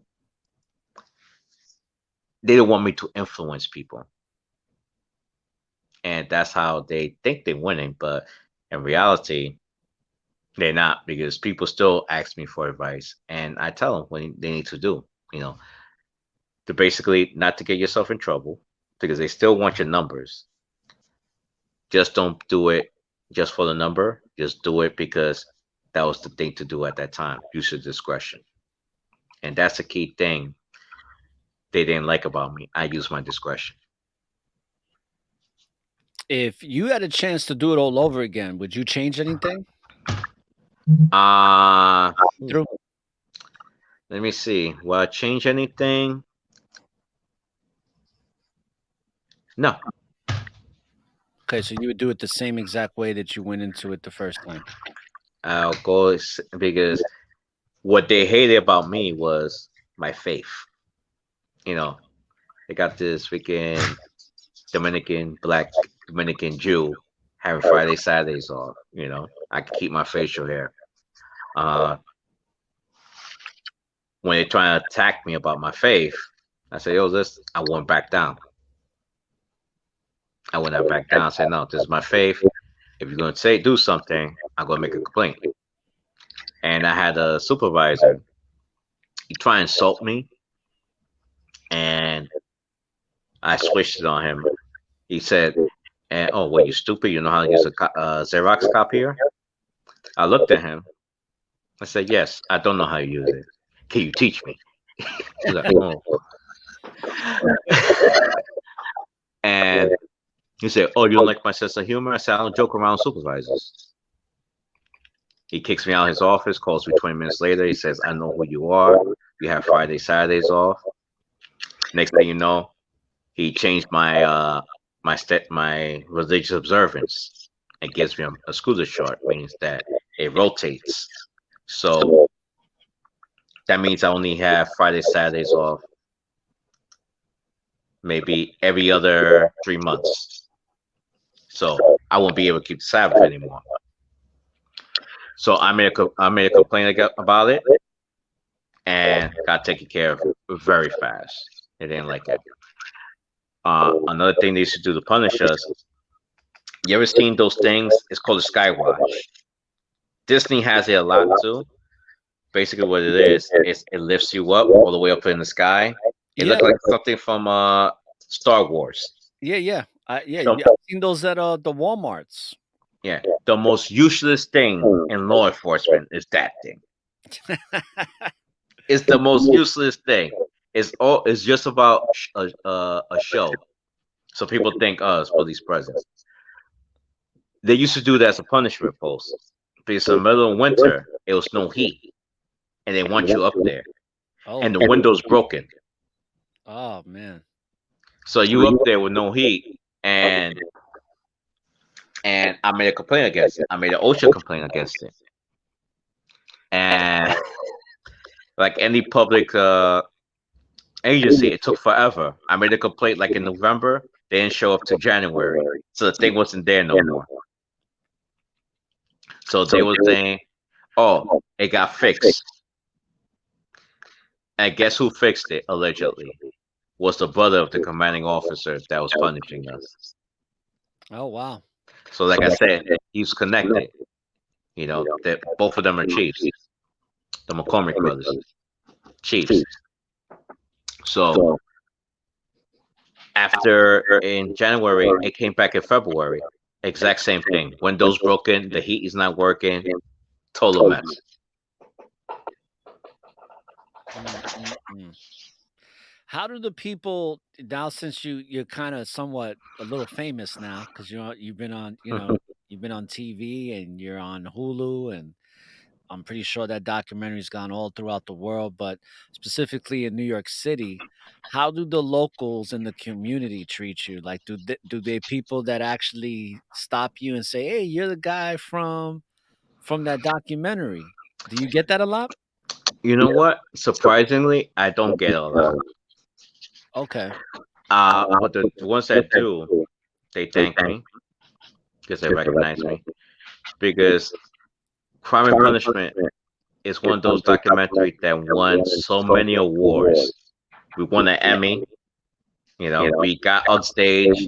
We have Trayvon Martin on stage with us, and we gave her a little speech. Um, Sundance. We went to different colleges. We went all over the world with this, even to Europe, Denmark, and London. But it's one of those things that most people in the city never saw. Why you Most black and brown people have not seen. why you think is that? What is that because they can't afford Hulu, or like what Well, do you think it is? I think because it's that might be one reason. Because Hulu is only like in the I think in Americas. It's not in Europe or in Asia like Netflix And like Roku. and like Roku. So that's one of the things that I think hinder it, and also the promotion of it. It wasn't promoted as heavily, like let's say like an Avenger movie. So so basically, the people that seen it is really because of word of mouth. You know, somebody like people on your platform promoting it, and the people that listen to it, Gonna go to Roku, so a lot of hmm? people can see this from around the world. Go on Um, Roku. yeah, this particular interview that we're doing right now is not going to just be on my international podcast where you can listen to it audibly, but I'm actually have this visually on my TV channel. Oh, great, great, and stuff like that. Like I said, it helped promote the film, promote the awareness about how police interact with the community, and to give a tip, if you feel like a police officer is abusing their authority against you, best thing is not take it to the street level. You're gonna lose. You're gonna lose, and nothing really could be done about it. Just stay calm, look at their name, or you can ask for their name, the name and badge number, and make a complaint. And the key thing, once you make the complaint, follow up and keep following up. Because one thing about people, where it says what God, when the Lord says that we're like solid children, that means that we are spoiled brats. This is saying the simplest, nicest thing, that we want things instant gratification. If the punishment is not done right then and there, we lose interest. Follow up. Uh, look at the people, these Nazi hunters. They go into these Nazi former Nazis, war criminals that's like 110 years old on oxygen masks being carried on stretcher to face justice for what they did. That's called patience. That calls perseverance, and that goal never give up and never forget. Take that mentality in dealing with everything we do in life, especially in the scriptures, and also how to handle corrupt cops. You know, and that's basically it. And also, one thing with police officers, the safer we feel,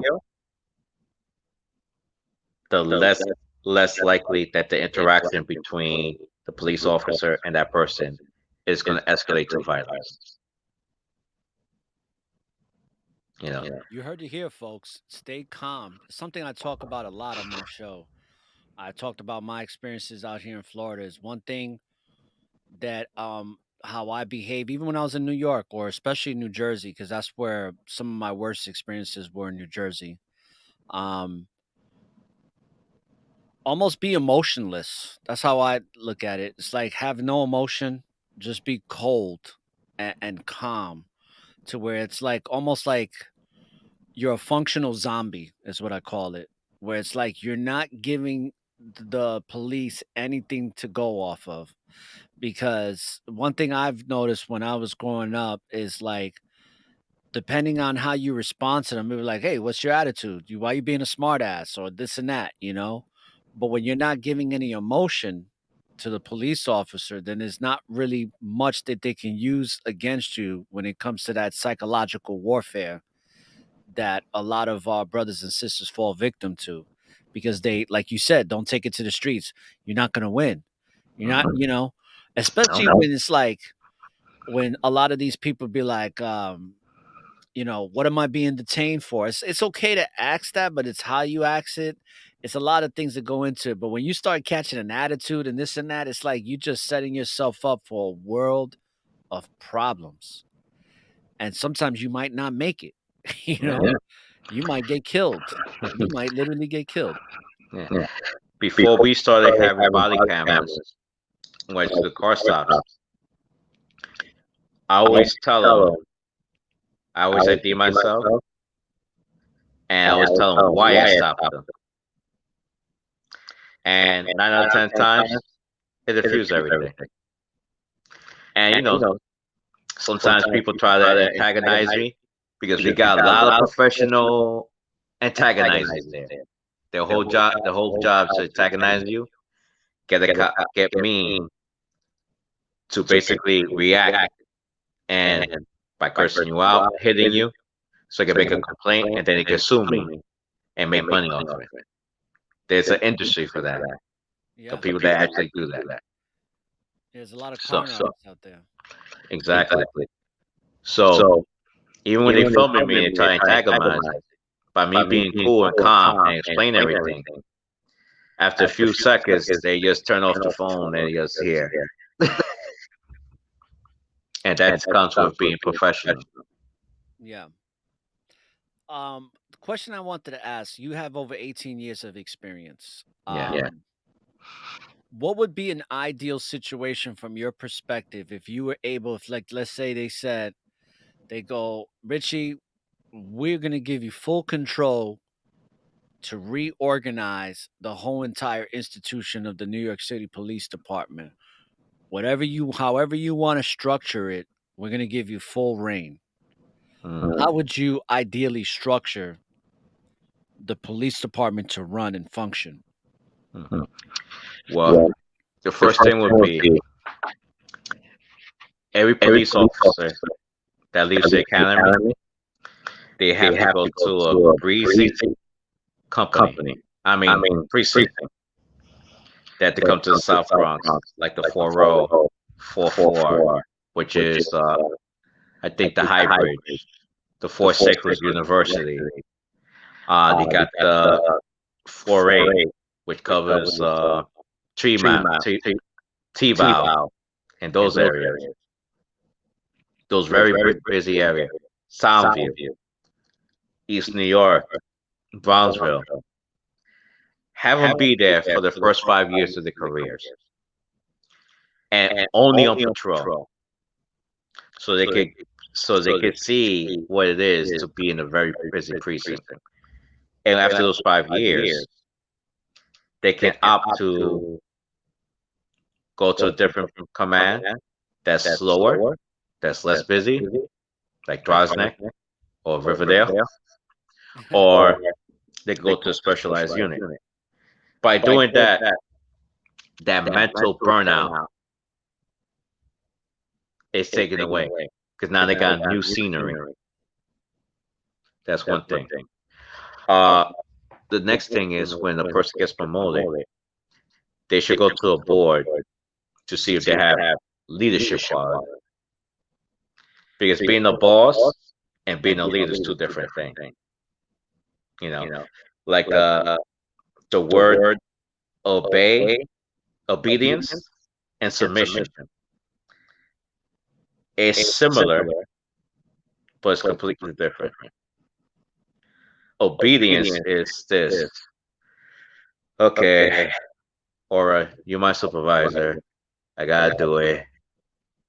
I'll do it, but I don't want to do it. And I'm gonna do it when I feel like doing it. You know, submission is like, oh, that's my man ORRA. All right, cool, man.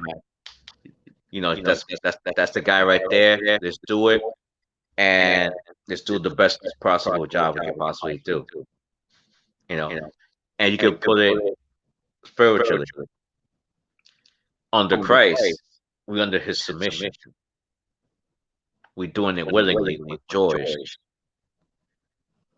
Under Moses, it's just obedience.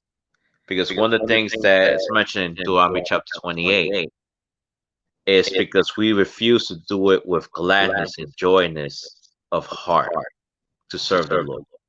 We didn't want to submit. We only did it because it's the Sabbath.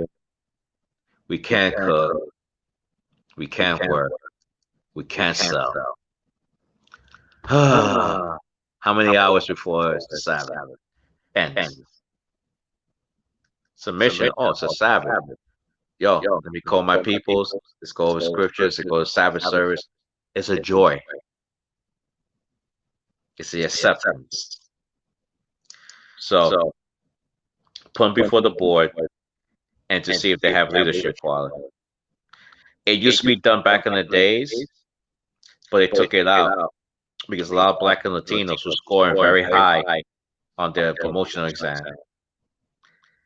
But when they go before the board, they say they couldn't articulate themselves because at that time the board was all white. It was all white. So when you meet those officers that say couldn't articulate themselves, you're like, what do you mean they can't articulate? These guys are like the best. They're speaking like Malcolm X. They're speaking like Martin Luther King. Very articulate. Great orators.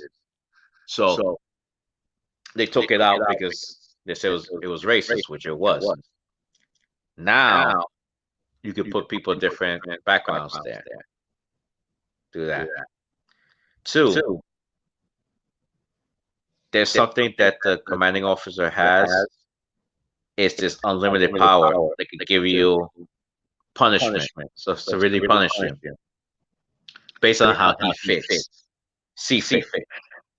Not because you broke any particular rules, but he feels like giving it to you. That needs to be taken a while. The promotion above captain is discretionary. Take that out. Let it be an exam. And also, let the community be part of the selection to see if that person can go up to the next level. So I like that one, right? Because based on the fruits of the spirit, right? Based on their words and deeds. Exactly. And we'll be able to know, hey, this guy's done right and done things the right way so he can move up. How would you structure the misconduct? Would you have it still be internal affairs, or how would you take care of that? Well, it depends what it is. The seriousness. If it's something minor, keep it in house. If it's something serious, go to a different agency, like the Department of Civilian Justice. So you would want to institute that within the reorganization of the institution. Yes. Okay. Anything else that you want to add to that? Let me see. I'll definitely change the instead of working 5 days a week, eight, 8.5 hours. I'll make a 3-day work week, 12 hours, and 4 days off. Oh, like Because this. yeah, so that way you have more quality time with your family, more time to recharge yourself. You know, also like paid work to work out. You know, you get like an hour pre-tour or post-tour to work out. That makes sense because I've seen a lot of police officers that are out of shape. Yeah, I'm out of shape. I'm out of shape. Yeah, but I've seen some guys, man, that are they look like they can't they're gonna be out of breath walking up one flight of stairs, man. Yeah. I mean that, and also a physical test twice a year. So keep people up in par and really take their job seriously. Okay. This is gonna be my last question.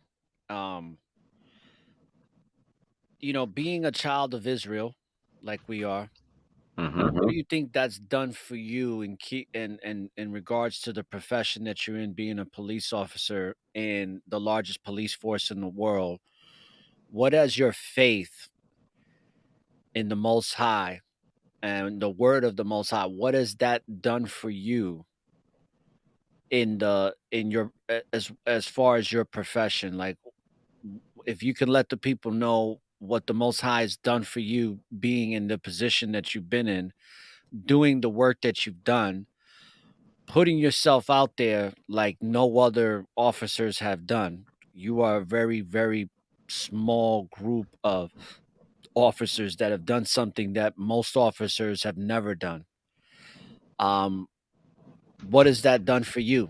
What has the Most High done for you in regards to that?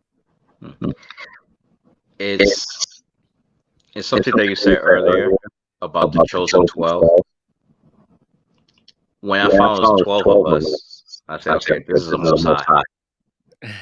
Yeah. This is the Most High. 12 disciples, 12 months, 12 tribes. This is the Most High. And what we was doing is monumental in the sense that we're doing the David Goliath thing.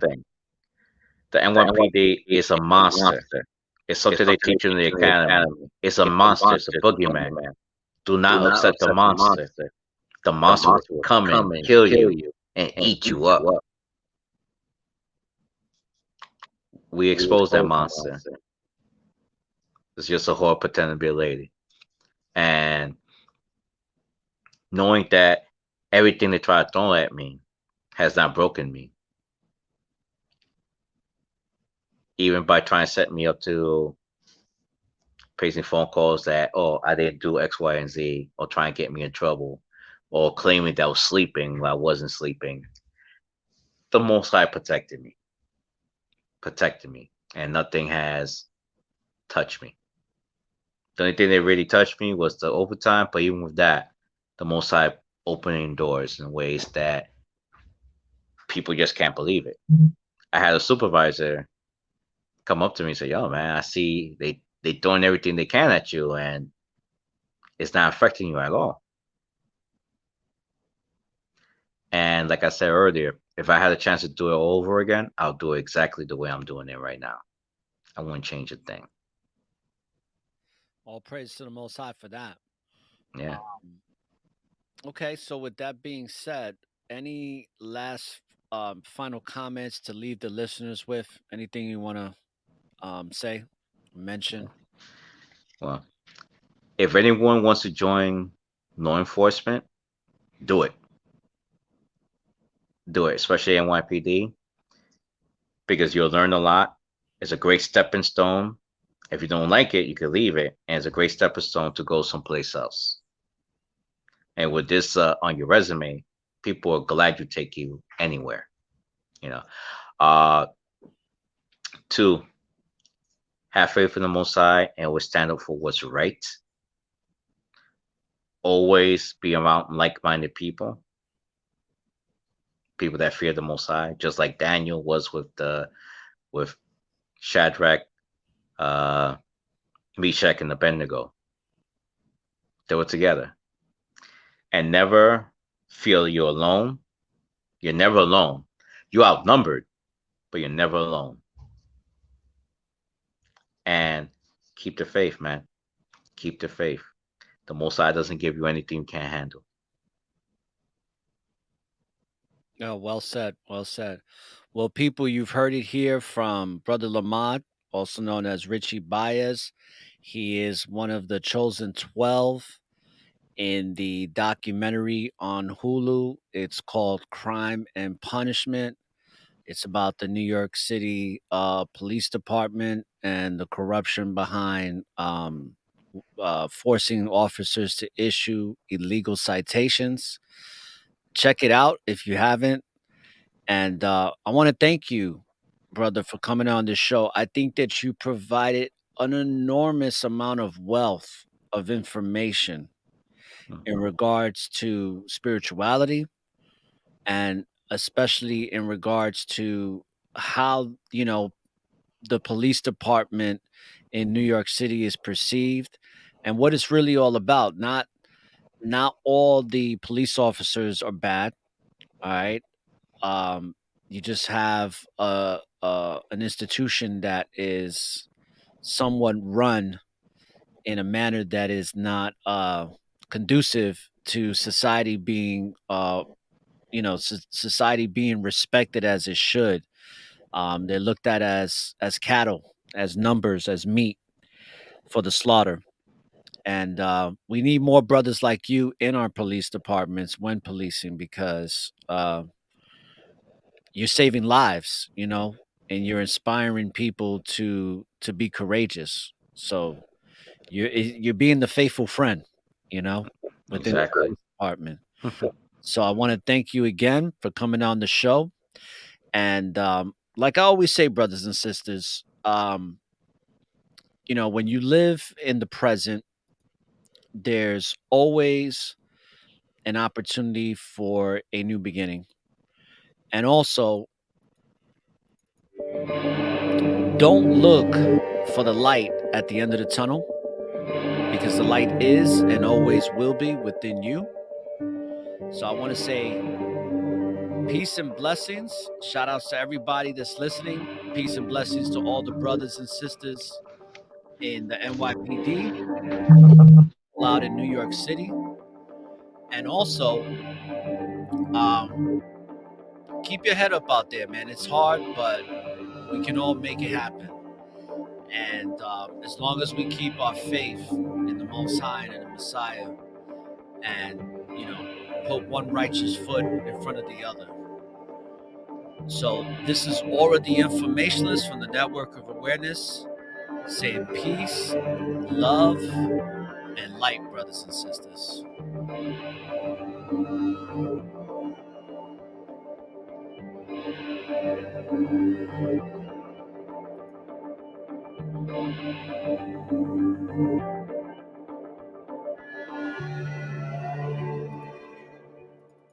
This concludes the Network of Awareness podcast. For more information on the Network of Awareness, please subscribe via email to our website, networkofawareness.com, and follow us on Spreaker.com or any other listening apps you use. For any questions about the NOA, email us at ORRA@networkofawareness.com. Thank you for listening to one of the fastest growing podcast shows on society and culture in America and abroad. When you live in the present, there's always an opportunity for a new beginning. Peace and blessings.